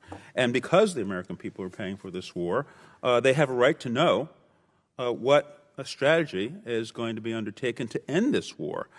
So, Mr. Zimmerman, could you please outline how we're going to get to the end of this conflict? This conflict is not going to be ended, in my view, by military action alone. It's going to take negotiation. We've had waffling back and forth. It's over. It's not over. We're going to get a deal. We don't have a deal. And it doesn't appear to the American people, and rightly so, that we have a plan to end this conflict. So can you enlighten us? How are we going to get to the end of this conflict and put a stop to the enormous strain that is placing on our budgets as a nation and on the micro budgets of the many people in this country who have to get about the business of living and working and raising their family and preparing for the future? Mr. Congressman, thank you. As you know, we have a ceasefire, and that is the current state of affairs. With a blockade going on, but go ahead. Yeah. And the White House is engaged in high-level negotiations to reach a resolution that will be in the interest of the American people and advance their safety and prosperity.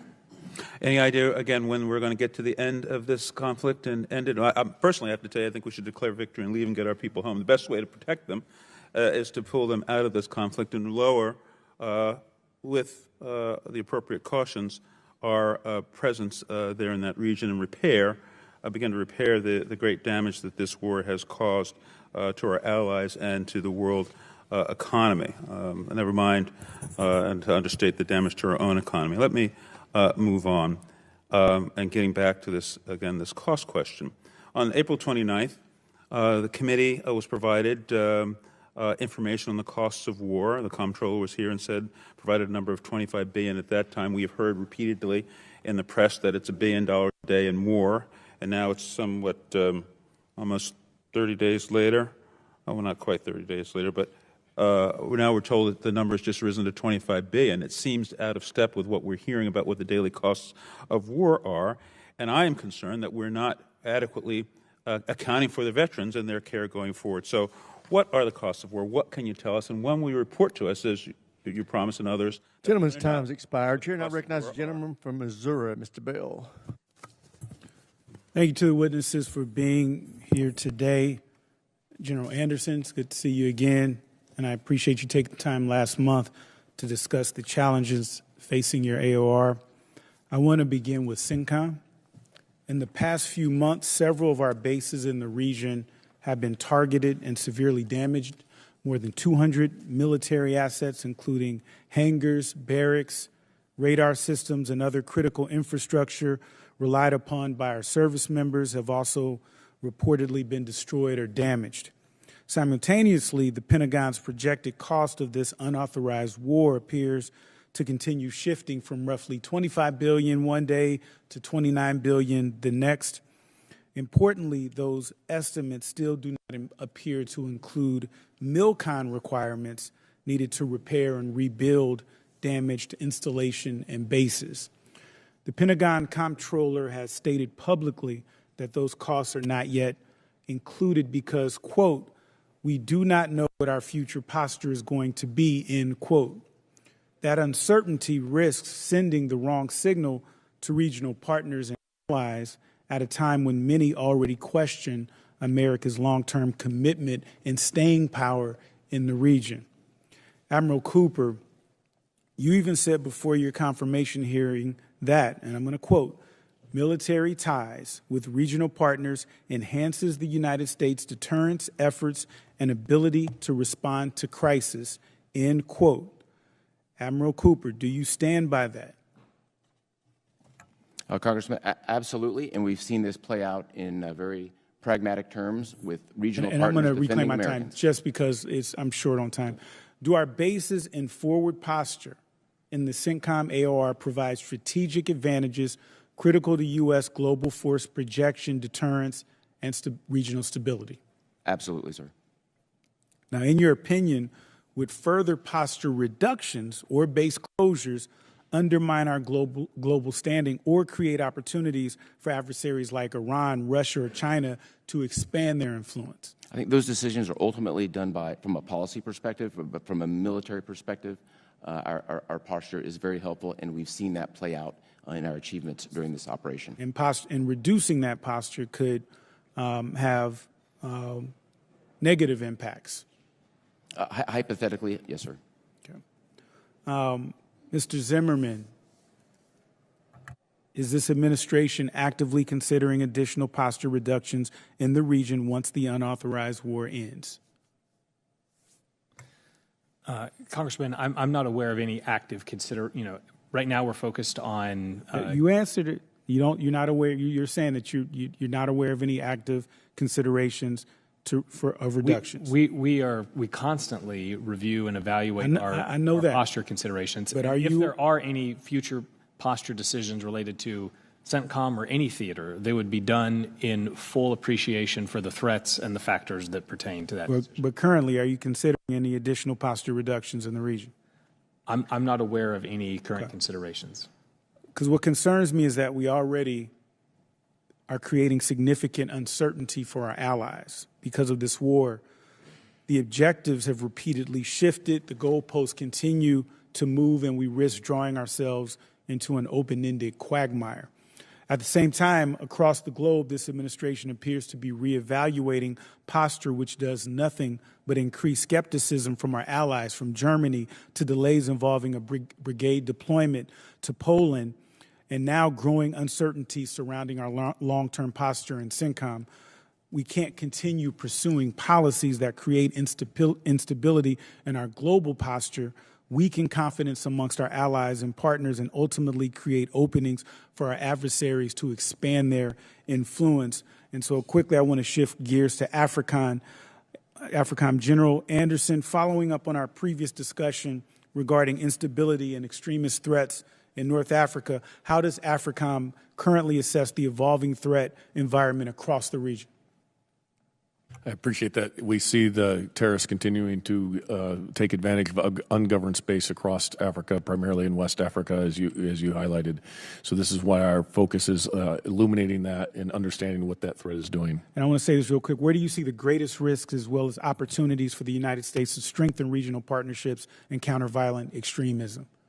I think the greatest opportunities are with those willing and able partners. Right now, we've seen that with some like Morocco, Nigeria, Kenya, and others. There's many other countries, but finding those willing and able partners and partnering with them is where we see the greatest opportunity to counter this threat.